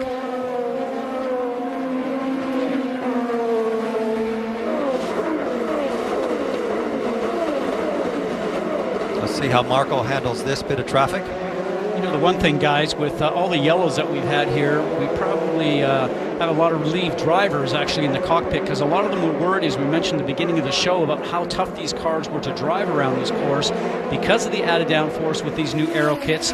No power steering in the cars, very forceful on the drivers. A lot of sore wrists, sore arms. They thought they would be really just tired at the end of the day, but with this many yellows here, probably not going to have much fading of drivers in the last quarter of this race. Now, as you see the field come down this main straightaway, you'll notice that piece of debris gone. IndyCar has technology that tracks all the cars around the racetrack, and they had a big enough gap between the last car in the field and the first car in the field that a safety team official was able to step out onto the racetrack and pick up that piece of wing and clear it off the racetrack without putting the race under a full course yellow. and without putting the official in danger in any way. More importantly. Yes.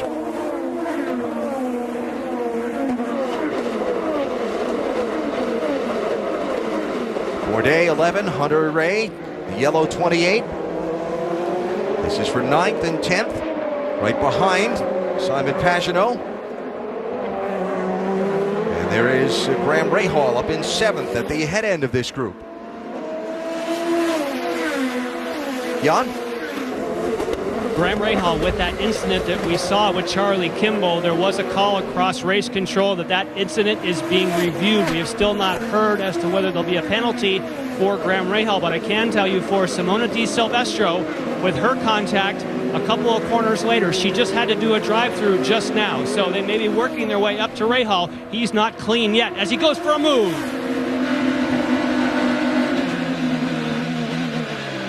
To get around Sage Karam in the 8th. And may I add, his front wing is flopping all over the place, so it's not handling right as it should be. I'll give it to Look Graham. at that, on the right-hand side. Great move, great determination, great timing to come out of 13 and 14 and make the pass perfectly. But I will also say I've seen a few times here with Sage Karam, he continues to move across the road. And I'm sure officials are going to start looking at his way of driving here. Officials have looked at the Graham Rahal incident. He will get a pass-through penalty for avoidable contact. So despite the move to get around Karam there, you should see the 15 coming through the pit lane shortly, which is going to take Graham from 6th place back into the field. Good call, I think. Well, I understand it is a good call because we talked about it before. Should have waited until Charlie Kimball was coming in the pit lane. They're calling you for avoidable contact and drive-through penalty. We're arguing with them right now. We clearly don't think that was your issue. Well, he's been advised. We'll see what happens. Pagenaud working on Karam. And again, Pagenaud missing that upright on the right front wing of his Chevy. And let's remember that Karam had an accident in testing before this race and hurt his wrist, so he's not 100% today. That's a great point, Eddie, especially at a course like here where it's so punishing on your body anyways, coming up through the steering wheel and then into your wrist, because when you're going over this bumpy circuit, and he does have a brace on his hand that he is wearing, and I asked him the other day about it. He says, you know, when I'm in the car, I don't feel the pain, but when I get out of the car, it's really, really bad. Those sort of things happen as a whisper of pain in the beginning, and by the end of the race, they're screaming at you. Watch Pagenaud at work here.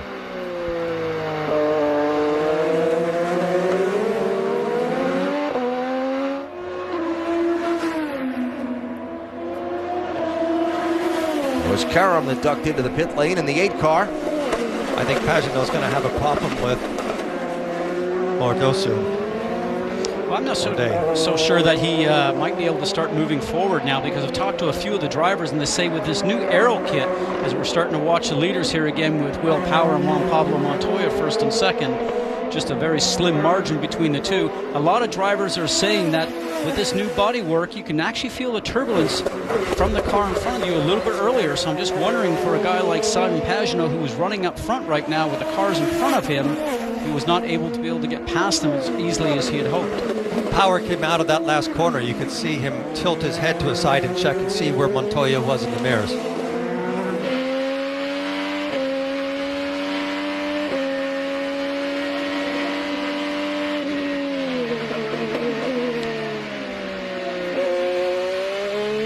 Watch the miles per hour gain here. Up towards turn 4. Graham Rahal serving the drive-through penalty for the avoidable contact on the left. Shame, one of his best races here he's had in a long, long time, having to serve the penalty. Watch the steering in your left-hand side of the screen for Will Power.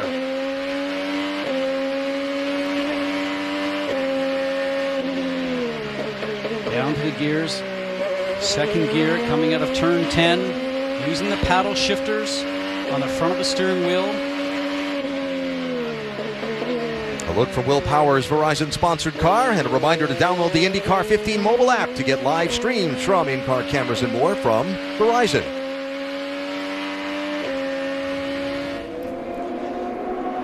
One and two. cars 1 and 2, positions 1 and 2. Willpower won Pablo Montoya. Still 44 laps to go in the Firestone Grand Prix of St. Petersburg.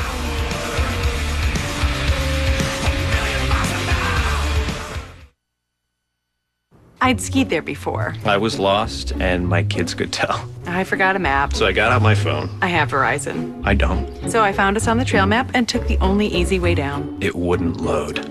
So I made a left turn into a double black diamond. I have never felt closer to them. I'd never felt more terrified. My son said thank you. My daughter fell into a creek. I'm not popular. Join us and save without settling. Verizon. Build Ayrton Senna's World Championship winning car. Go online now to buildsenna'smclaren.com and get your first monthly pack free. Discover how you can build this stunning scale model of the legendary Honda McLaren. Each month, receive a build guide with high-quality parts recreated to the original spec and a fascinating magazine celebrating the life of a sporting icon. Go online now to buildsenna'smclaren.com and start for free today. Holy cats! Has anybody else been experiencing a snail infestation? No? I'll tell you later. Polygons. Without them, no shapes.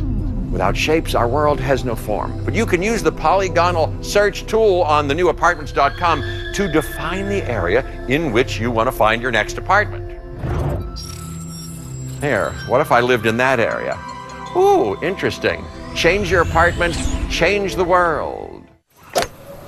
Last year, Quicken Loans paid a year's worth of mortgages for every hole-in-one at a PGA Tour event 17 times. This year, the mortgage we pay could be yours. Win a year's worth of mortgage payments from Quicken Loans. Enter today at pgatour.com/Quicken Loans. This week, Vin Diesel, Dwayne Johnson, and Jason Statham are bringing the fury. Plus, the first ever live two-night television performance by Van Halen with David Lee Roth. And the rocking will continue. New Jimmy Kimmel Live this week on ABC. Tuesday, a mutiny rises. Just tell me who you're working for. And the agents face the ultimate takedown. You need to run. Now, they're coming for you. New Marvel's Agents of S.H.I.E.L.D. Tuesday on ABC.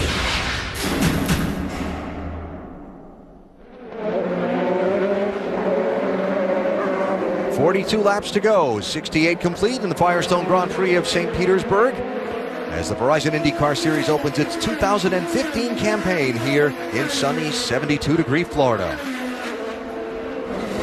So, the opener of the season gets a lot of attention always. Some interested people watching and commenting online on the Twitter. Townsend Bell? I think he might be right. Bill, it would have been a lot stronger than what they had, and there would have been a lot less souvenirs for the public had it been machined out of solid. Catherine Legg? Scott? How about that? Holy debris, Batman. I think that's the case for today, isn't it? Lots of debris. Well, I think it's one of the conversation points before the start. Of course, today the debut of the new Aero kits designed by Chevrolet and Honda to put their own stamp and style on the look and performance of the race cars. It was one of the conversation points that with all the winglets and so on and the flicks and flaps that the cars have now, that the potential was there for there to be a lot more if there was a lot of contact between cars. We all wondered if it would be the case. Agree or disagree, but what we've seen today has been perhaps more than we might have expected.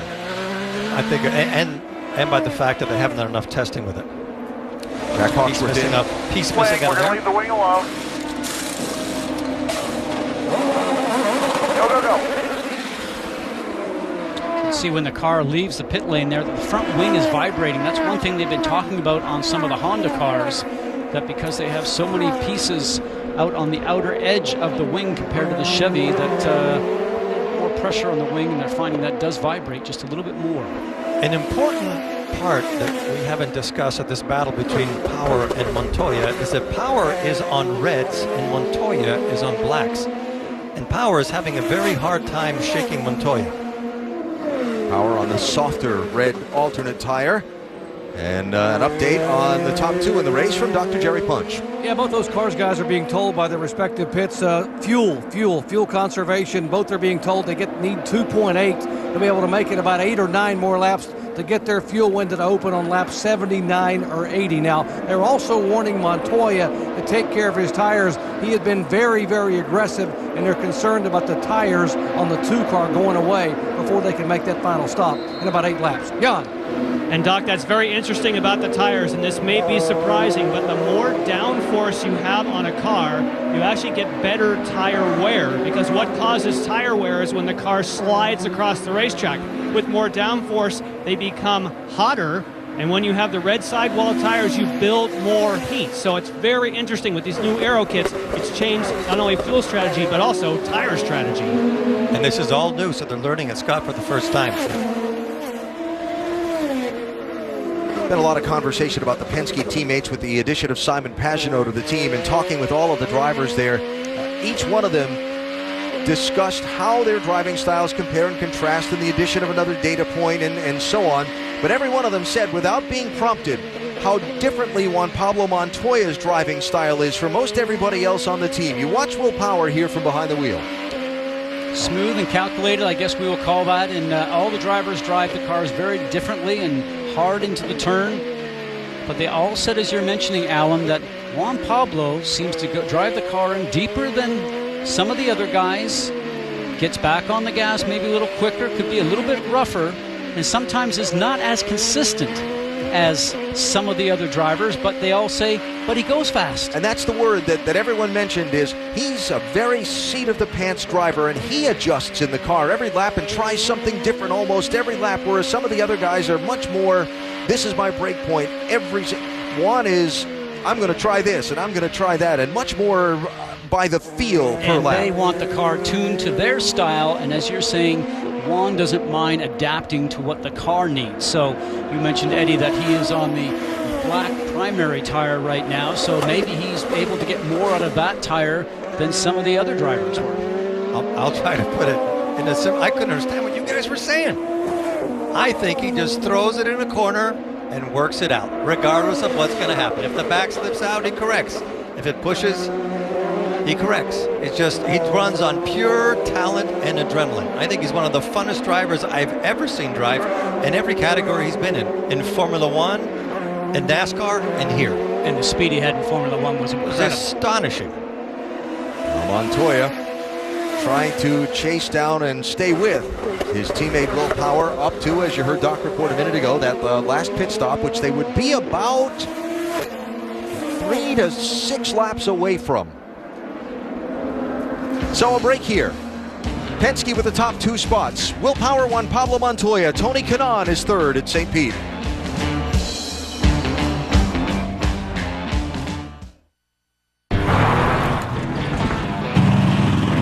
If your tires aren't working as hard as you are, then they're not working hard enough. Durable, dependable Firestone tires. Whatever you drive, drive a Firestone.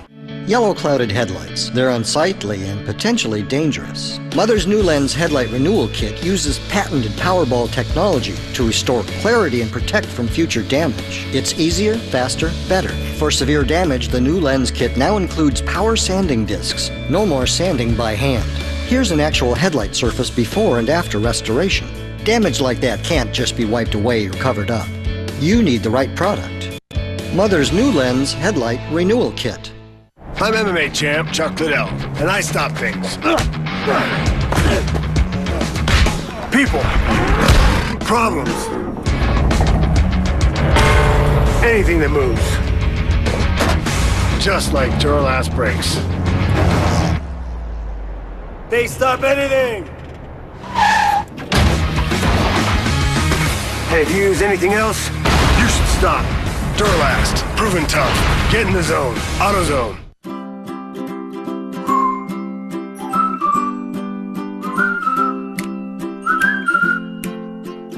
Every time you fill up at Valero, you could save up to 8 cents a gallon, and that could give you some pretty nifty savings at the end of each month. All you have to do is use your convenient Valero credit card every time you fill up, and watch those dollars really add up. So don't miss out. Use your Valero credit card and start saving right away. Over and over. It's money in the tank. Oh, nice!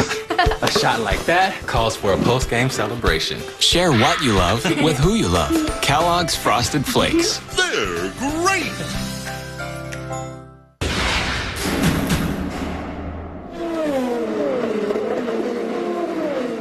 Pretty good little fight for third here between two of this series' veteran drivers. Tony Kanaan in the 10, Helio Castroneves in the 3. Fighting for that final position on the podium here with 33 laps to go. Make it 34 laps to go, beg your pardon, in St. Pete. And they are 12 seconds behind Power and Montoya, but they're doing exactly the same lap times. Kanaan driving for Ganassi Racing. We ride with him.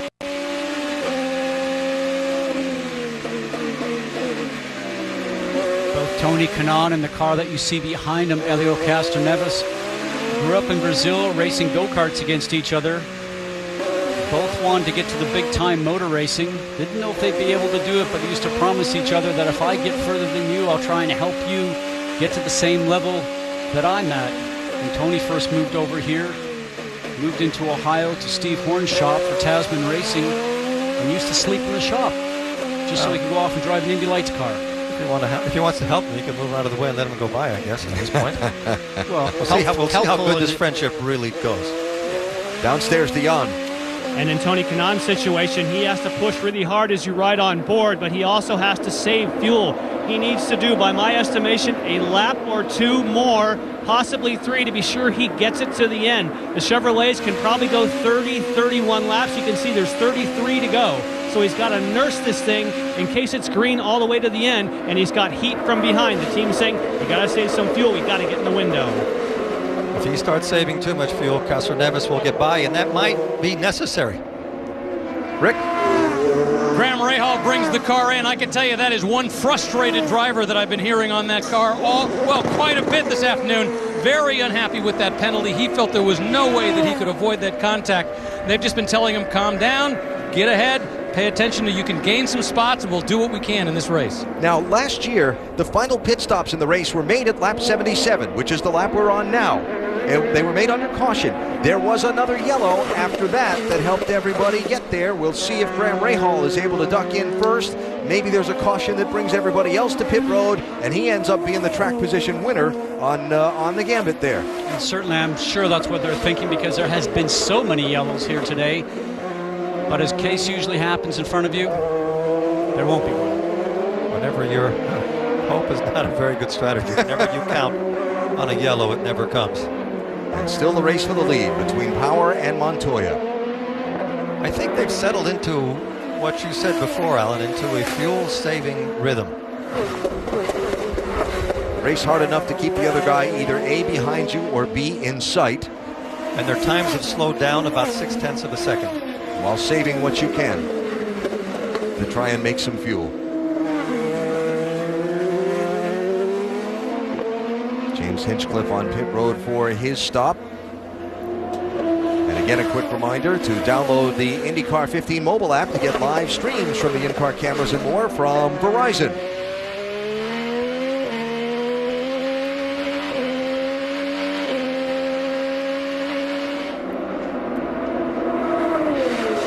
These two have 13 seconds on Tony Kanaan and Helio Castroneves. Simon Pagenaud still running 5th despite the damage to the right front wing. Ryan Hunter-Reay worked his way back into the top 10 after falling to 17th on the first lap. Doc?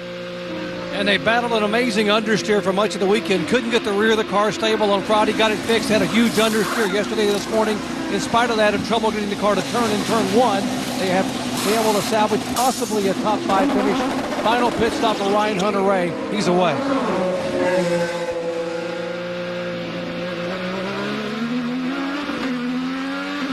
After finishing second in this race to open last season, every position he's able to gain in this last run of the race is going to be bonus points for Ryan Hunter-Reay, again getting shuffled in the early part of this race. He is a driver that never gives up. 5th place here, Pagenaud, the yellow and white 22, and Sebastian Bourdais, who of course originally from France but has lived in St. Petersburg, Florida for many years, has never had much luck in his hometown race. Speaking with Sebastian yesterday, he said that his team's story from last season was we had pace but no luck, no results.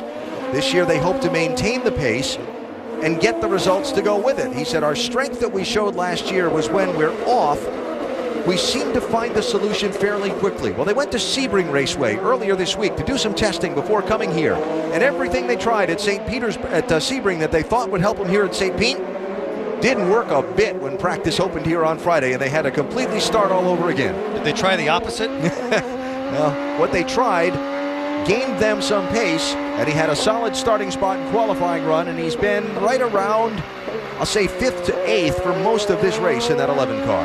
I think he's had a great race today, and he's definitely trying to find a way to get around Pagenaud. Gaining a little bit under braking. Here's Montoya, first of the front runners to make a pit stop. Doc? Worried he may have used a little more fuel than his teammates, and he comes in a lap earlier. He will go to sticker red tires, a softer tire. He's been very fast on the primary compound, the black. Could he be even faster on the reds? Simon Pagenaud brings the car in, not the race he wanted. A few incidents that have brought him back, but a nice clean stop. He should be good to go without any fuel saving for the rest of this race. Lots of others on the pit lane here. Luca Filippi, Marco Andretti. There's Andretti, Jan.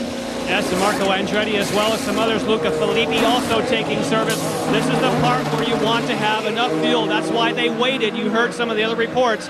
You want to take this stop with enough fuel that you can go for it, not have to save fuel. Doc? Here's the 9 car in, the target car in, getting service. It'll be normal service. Remember the problem with the air jack and having to manually jack up the back of the car. The left rear jack delayed in getting up off the ground. And now, of course, the problem with getting the car down. Here is the leader, the pole sitter, Will Power, who has dominated today. It will be sticker red tires for Power. The last time they pitted, they had a problem with the right rear wheel nut. The nut would not go on. They had to hit it twice. He lost the lead to Castroneves. All 4 tires are on. Nuts are tight. Got it full of fuel. And he's away.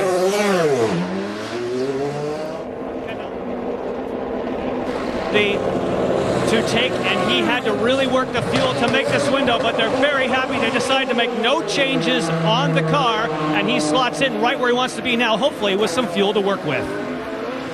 Helio Castroneves is now the race leader.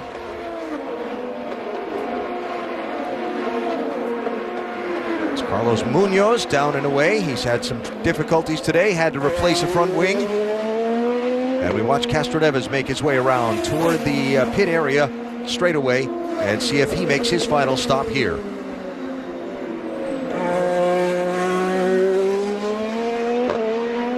There's Castroneves into pit. He was wasting no time getting in the pits. By the way, behind them, Montoya got out ahead of Will Power. We'll see how Castroneves blends in here. They should go by him because he was almost 13 seconds behind Power and Montoya before the cycle started. Doc? It is the captain himself, Roger Penske, who calls Castroneves on. He has basically held the reins back on Castroneves much of the day, opting to save fuel. That will not be the case now. Tires going on Castroneves. They will turn him loose here in this final stint. Elliott says, I saved my best for last, and now it's last, and I got to go. This outlap is so important on this last stint. It's out just ahead of Bourdais and Pagenaud. Still doesn't have his tires up to temperature. These next 2 or 3 corners are going to be very tricky.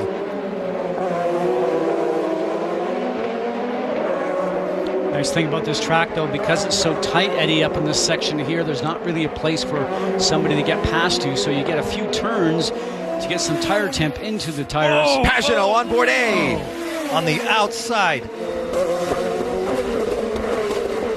Amazing. There was no room. That's just a place you don't pass at.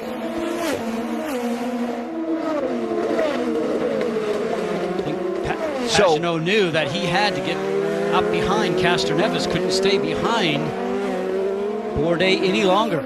So the lead has changed hands, and it's now on Pablo Montoya in the race lead. Remember, Montoya and Power pitted a lap apart. Watch as Will leaves the pits from the overhead shot, and you'll see Montoya just flash past him. Look left.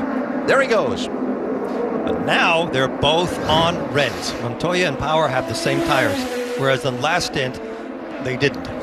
Juan has opened up a 3-second lead on Will Power after that round of pit stops. Power's dominated, led 75 of 84 laps. Montoya leads now, though. Back after this from your ABC station.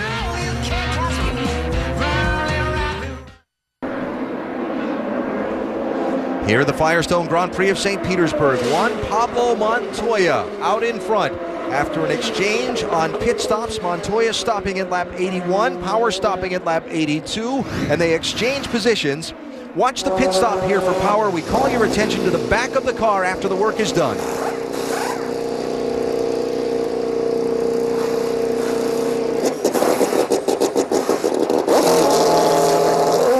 Done with the service, but nobody pulled the jack.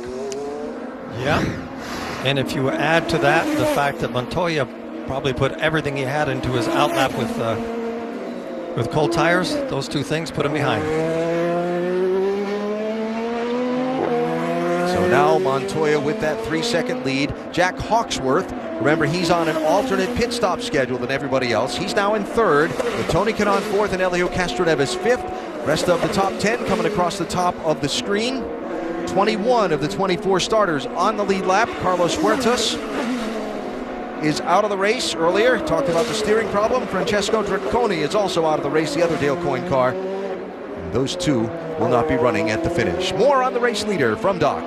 And remember, Montoya pitted 1 lap before Will Power. Last time by, they told Montoya, you got to make 2.7. He came by this time and he said, hey, we're serious. You got to make 2.7. I think they're worried about the fuel mileage for Montoya. Hard to get him to back up, and they're also worried about him abusing these red tires. He basically used up the black tires, and these are much softer. So tire wear is an issue maybe for Montoya, but also more importantly now, fuel mileage. Got to slow down and save some fuel. I am loving this version of Montoya. If he starts the season off this way, he's going to be tough to beat. And when we get to Indy, he'll really be tough to beat. Well, I've been watching the times actually between both those drivers, and continuously Will Power is starting to gain 2 to 3 tenths, sometimes 4 tenths a lap. You can start to see that that distance is starting to shrink. Well, if they're telling Montoya he's got to make a fuel number, then he does have to meter that speed a little bit, whether electronically through the fuel settings that they can change on the steering wheel with the engine mapping of the car, or through that right foot. Catching Montoya is one thing. Getting around him is another. Especially when you're teammates, so it's going to have to be very clean.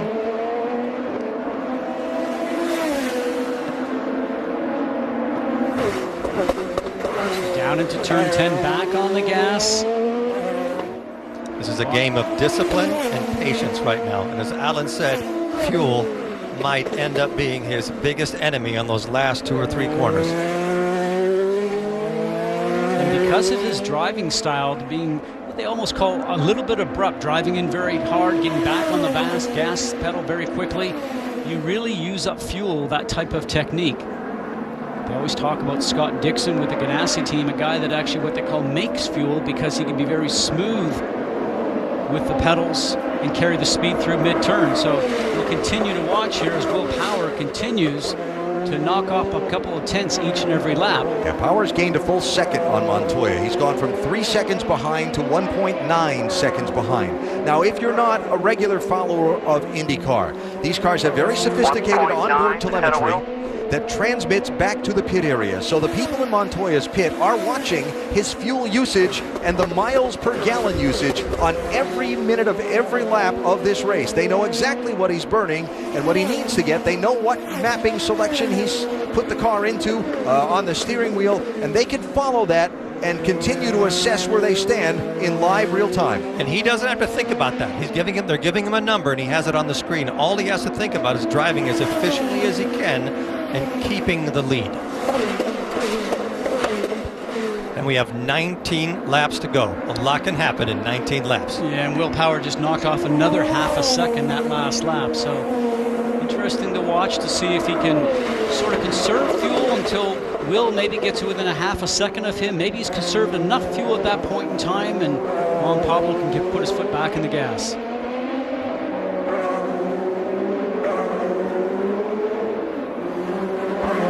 And a big gap from these drivers, by the way, back to third place, 8.5 seconds back to Jack Hawksworth.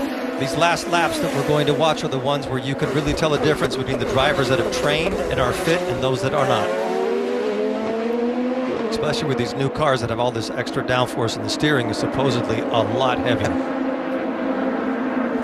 Power's there, down to 1 second. Now remember that they have the push-to-pass option, which gives them that 15-second burst of additional horsepower that they can use 10 of during the race. You see they each have 4 left. They'll be trying to save some in case there's a late restart. And drivers can push it when they want to try and get past the person that's in front, and the person in front can push it in retaliation to try to stay in front. Yeah, but when you're being passed, and if you haven't pushed it yet, you're a little bit behind the curve. It takes a while for it to happen. Down to 9/10 of a second. One more lap at this pace and Power's in striking distance. But again, what we don't know, and Juan does, how much has he been saving fuel, and has he built enough left that when it gets to a point, he can turn it loose and try and stay in front of Power at full bore.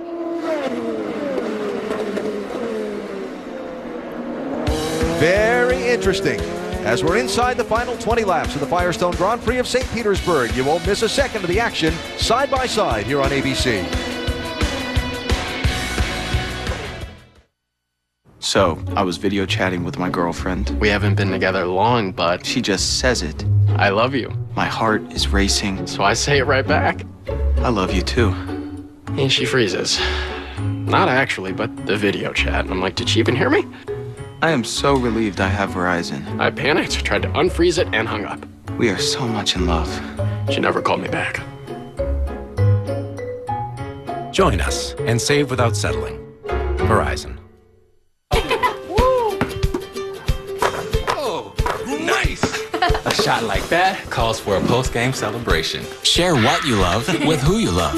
Kellogg's Frosted Flakes. They're great! Curling up in bed with a favorite book is nice, but I think women would rather curl up with their favorite man. But here's the thing.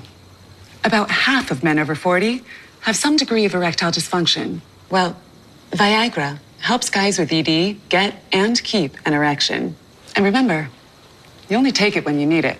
Ask your doctor if your heart is healthy enough for sex. Do not take Viagra if you take nitrates for chest pain. It may cause an unsafe drop in blood pressure. Side effects include headache, flushing, upset stomach, and abnormal vision. To avoid long-term injury, seek immediate medical help for an erection lasting more than 4 hours. Stop taking Viagra and call your doctor right away if you experience a sudden decrease or loss in vision or hearing. Ask your doctor about Viagra. Well, a mortgage shouldn't be a problem. Your credit's in pretty good shape. Pretty good? I know I have a 798 FICO score thanks to the tools and help on Experian.com. Kaboom. Oh. Well, I just have a few other questions. Chuck, the only other question you need to ask is what else can you do for me?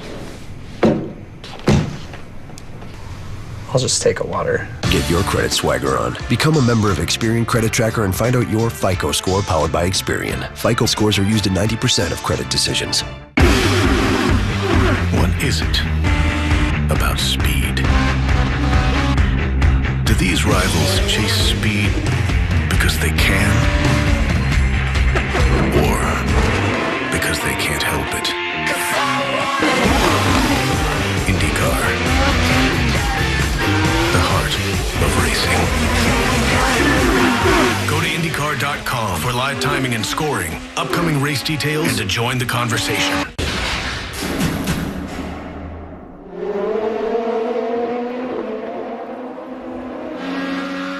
Quick reminder that the SummitRacing.com NHRA Nationals can be seen from Las Vegas on the ESPN networks with qualifying April 11th, 6 Eastern, ESPN2, and final eliminations April 12th, 8 Eastern, also ESPN2. And the Verizon IndyCar Series moves on to New Orleans for the first IndyCar Grand Prix of Louisiana. It's in 2 weeks, April 12th, 3 Eastern, over on NBCSN, and it should be fun. The drivers say that the Enola Motorsports Park's kind of a trip behind one of these high downforce Indy cars. Look at our Honda telemetry with Ryan Hunter-Reay, who's worked his way back up to 7th place.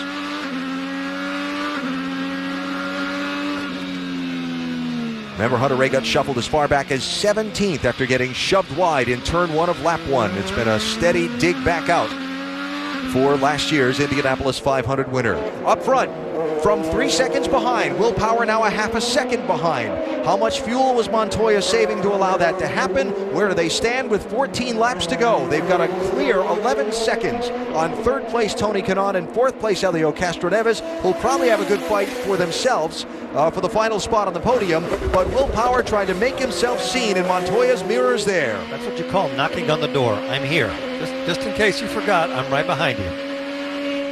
Now we'll see what sort of a different line he takes on most of the corners. The one advantage that Montoya has right now is that supposedly with this new downforce package that they have, the front car disturbs the air for the back car, Scott, especially in this fast section after turn 1. Which is something that generally doesn't happen at a street circuit like this. It's more apt for countryside circuits that are out in the country like Mid-Ohio or something like that we visit. But we've had that report from quite a few drivers, and they said they would learn more about it as they get a chance to race the cars here. So it might be a little difficult sometimes to actually get up as close to the car in front as you need to be able to take advantage of getting that slipstream down the straight. Kanaan was adamant about that. Not pictured, Jack Hawksworth did give up position in the top 5 to make his final pit stop. So Hawksworth is all the way back in 12th place, 34 seconds from the race lead. What a great race by Kanaan today.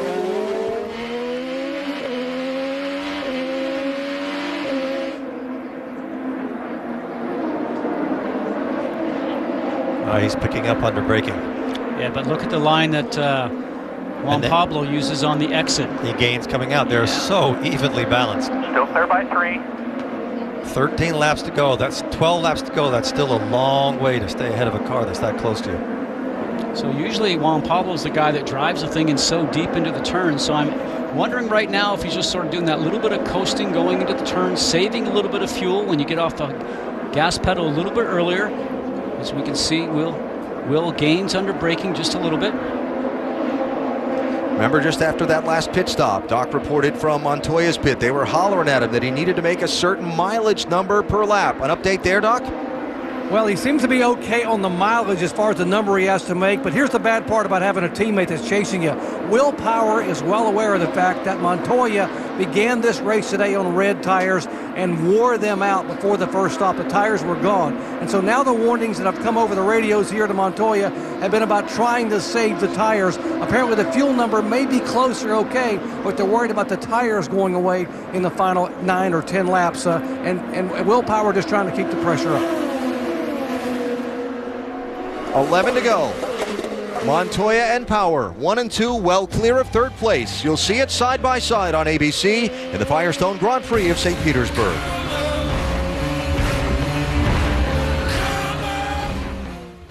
Searching for a great used car? Can you help? Start with the millions of used cars for sale at the new Carfax.com. Show me cars with no accidents. Show me no accidents and one owner. Show me no accident, one owner cars with service records. That's awesome. That's the power of Carfax. Find the cars you want, avoid the ones you don't. Plus, you get a free Carfax report with every listing. Start your used car search at Carfax.com. Progressive Insurance here, and I'm a fox who thrives on the unexpected. Ha ha! Shall we dine? You wouldn't expect an insurance company to show you their rates and their competitors' rates, but that's precisely what we do. Going up? Nope.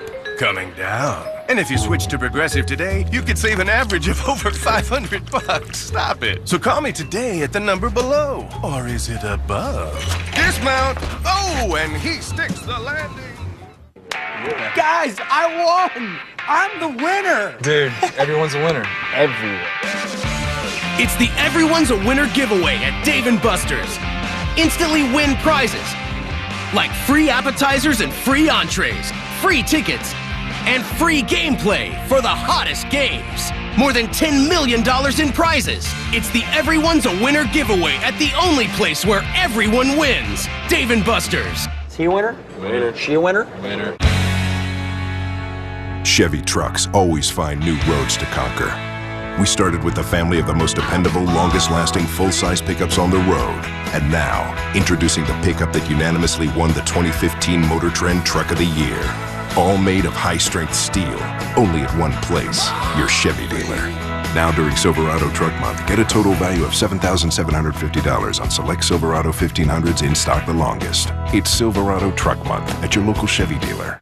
Public perception is that you murdered a child. Secrets and Lies is the twisty mystery you should be watching. You have a stalker, Mr. Crawford. I mean, aside from you?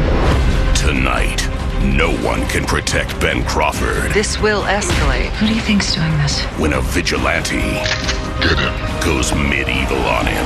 I didn't do it. What do you want from me? New Secrets and Lies, tonight, 9/8 Central on ABC.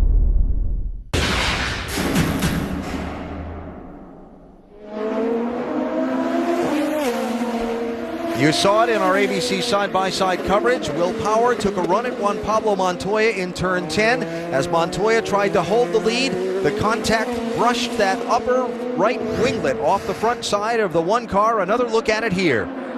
Montoya got a slow drive off of turn 9, didn't get through the kink very well, but some NASCAR-style bumping going on, some great driving by Juan Pablo Montoya. Now on board here, watch Will Power take a chance, dive in.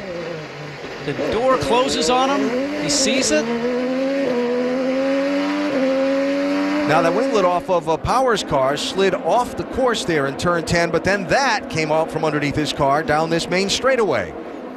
That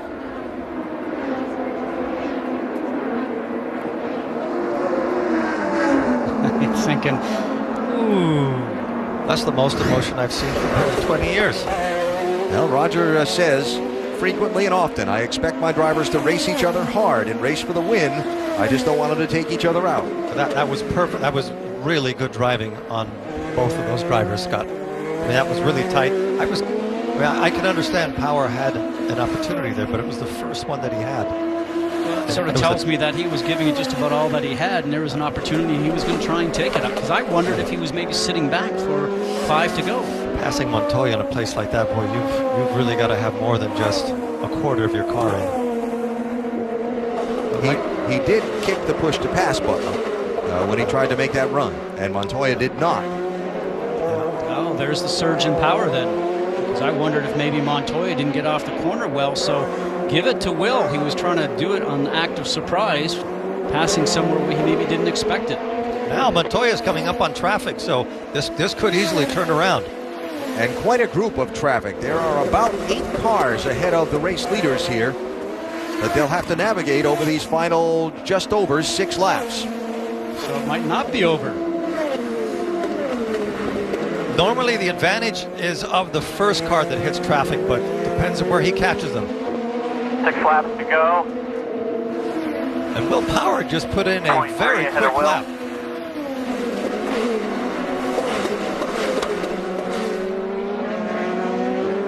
Now those cars that are in front of Juan Pablo Montoya, as they go around the circuit, there's corner marshals that will wave the blue flag to the cars directly in front, letting them know that faster cars are coming from behind. So be mindful of that, look in the mirror, and they'll know that they're leaders. So if he can move over and give them a place to pass, hopefully they can do that. Will Power has figured out what the change of balance is with the car, and he's closed the gap on Montoya. He gets by one and both cars. That was an advantage definitely for Juan. James Jakes, the first car to pull over. That's Sage Karam in the 8 as Power looks for a way around. Get out of the way, get out of the way. Yeah, he's not doing any favors right there.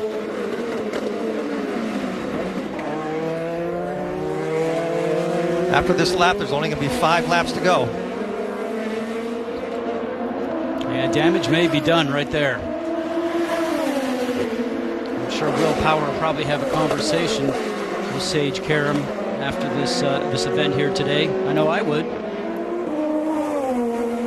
It wouldn't be, hey, you want to go have a coffee, would it? Yeah, I wouldn't be buying him a coffee, you're right.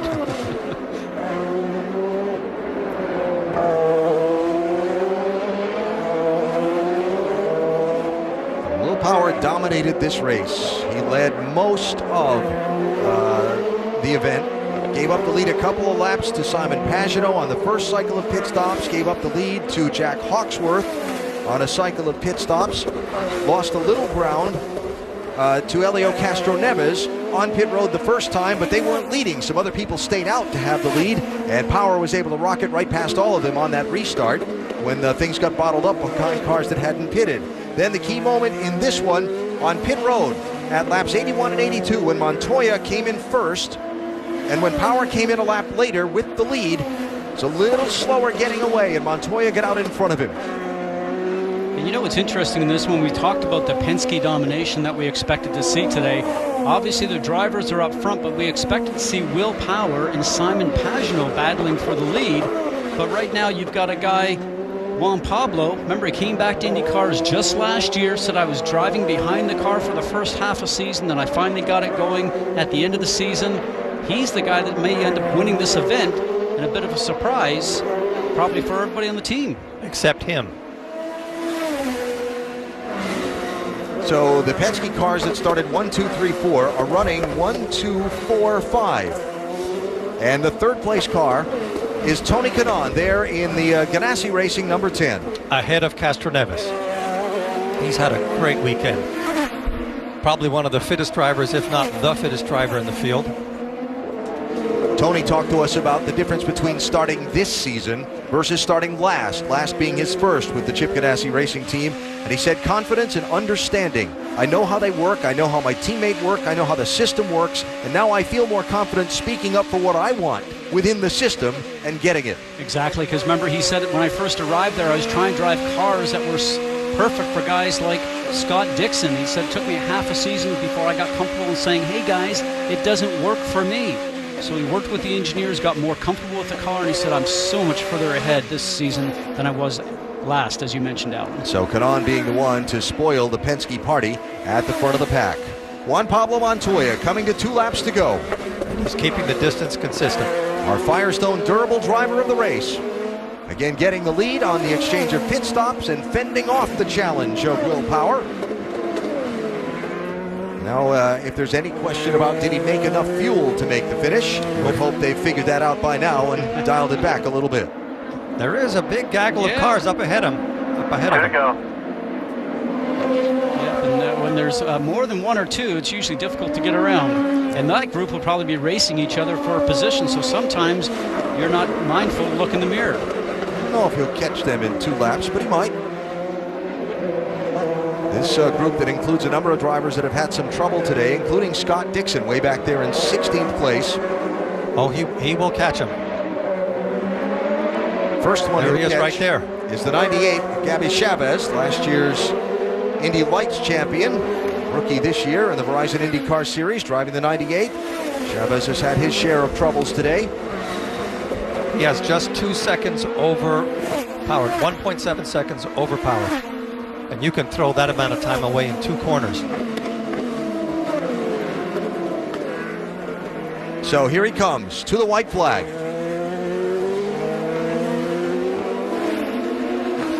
And we enter the final lap of the season opening race for Montoya.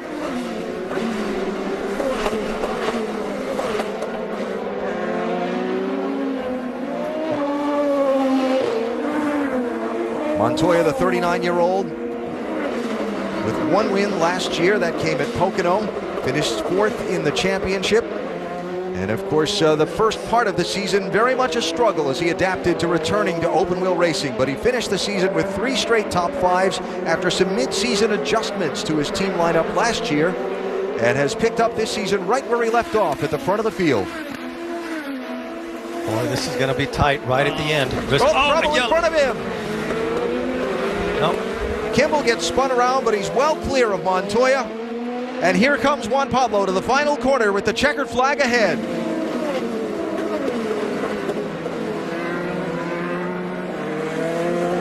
His first win of the season and his 13th career in the Verizon IndyCar Series. Juan Pablo Montoya wins at St. Petersburg. Good job, guys. Hell of a job. Hell of a job. Copy. Hell of a no season. Thank you.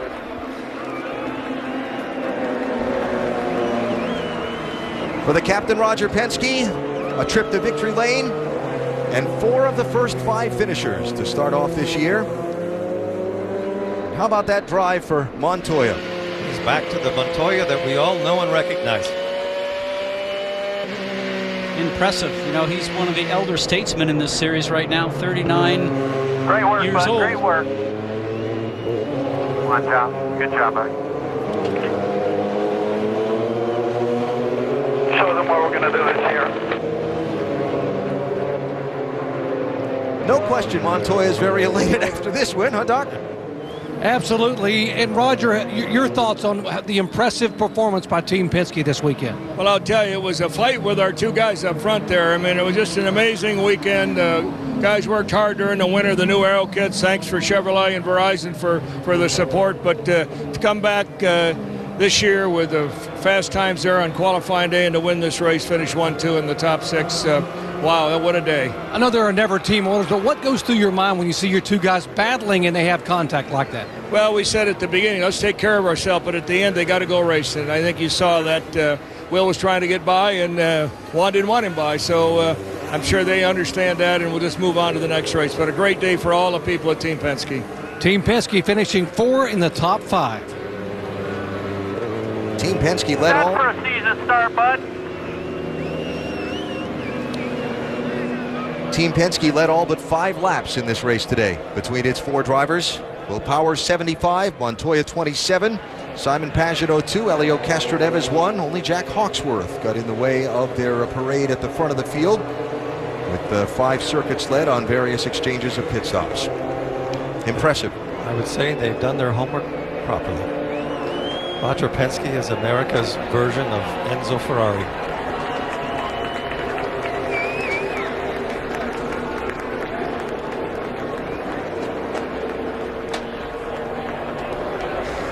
How about this one? I like this.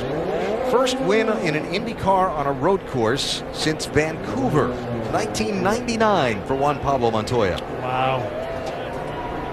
After having done such a long stint in NASCAR. So he's won in NASCAR, 1 in Formula 1, 1 in IndyCar. And let's not forget that Penske just won the Daytona 500. So he might be starting one of his dominant periods. Definitely off to a good start when it comes to 2015. Great champion.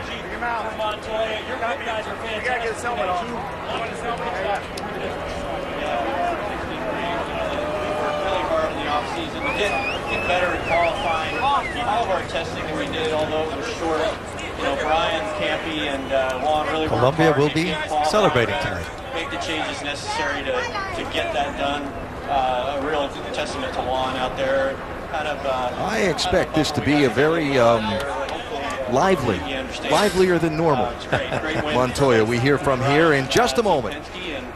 Here he comes, the race winner, Juan Pablo Montoya. Perfect day for Team Penske, 4 of the top 5. Looks like he can go out and do it again. Kanam being the only one to interrupt that. Tony Kanam came home in 3rd. It's Montoya, Power, Kanam, Castroneves, Pagenaud.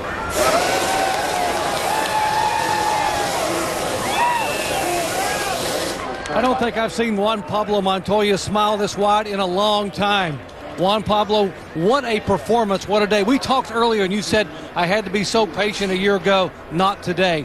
Take us through your run. No, it was a good day, to be honest with you. I mean, I was really good in black tires, and I think that was the key. On reds, tires weren't going off. At least they went off at the beginning, so afterwards, like when running there at the end, I was just running slow just to look after them. And when I needed to push, I could push and open the gap to Will. But, you know, everybody at Verizon and Team Penske did an amazing job. Chevy as well. You know, this aero kit is amazing to drive. What about the contact? Could you see Will Power trying to make the move underneath you there with the mirrors and where he was? I mean, I saw him try to make the move, but he was way too back, you know, way too far, and I wasn't going to give him the position. If he was beside me, you know, go ahead. But I know when I got to the turning point, he wasn't even close. So it's a shame we touched, but it's all good. It's racing. Juan Pablo Montoya wasn't going to give him the position, and indeed he didn't, and he ends up in victory lane at St. Petersburg. Alan? Nice work. Celebrating with the team. What will be a very popular win as Montoya takes the trophy at St. Pete.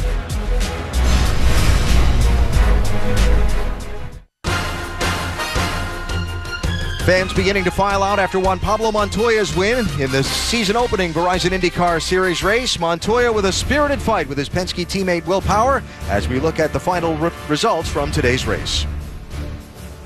Pretty interesting to see the first Honda, Ryan Hunter-Ray. Certainly a little bit of work to be done on the Honda camp. They'll be working hard before the next race. Graham Rahal could have had a much better day than he did, but he was very competitive.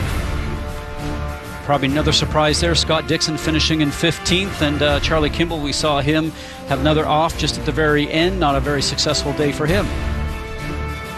5 leaders, 6 lead changes, 5 caution flags in the race, and in the end, Juan Pablo Montoya wins, and Will Power winds up having to settle for second. Let's hear from him. Well, Will Power, can't say that you did not give it your best effort. Let's talk about that attempt to pass on Juan Montoya. Yeah, that was it's the only place that I could kind of get a run on him. So he was very good out of the last corner. So the only chance I have is to get a run and try pass him there. But I think he saw me, and then it was kind of optimistic, but it was possible. Like, if he gave me some, I would have taken it. But he did what anyone would have done. So he was phenomenally fast, man. I couldn't drop him on that stint before, and then it was very quick on the reds there. Was that an all or nothing move? Did you think that's it, or I'm not going to be able to get by? Yeah, it was kind of my only chance. Like if I didn't damage my wing, maybe I would have had another shot.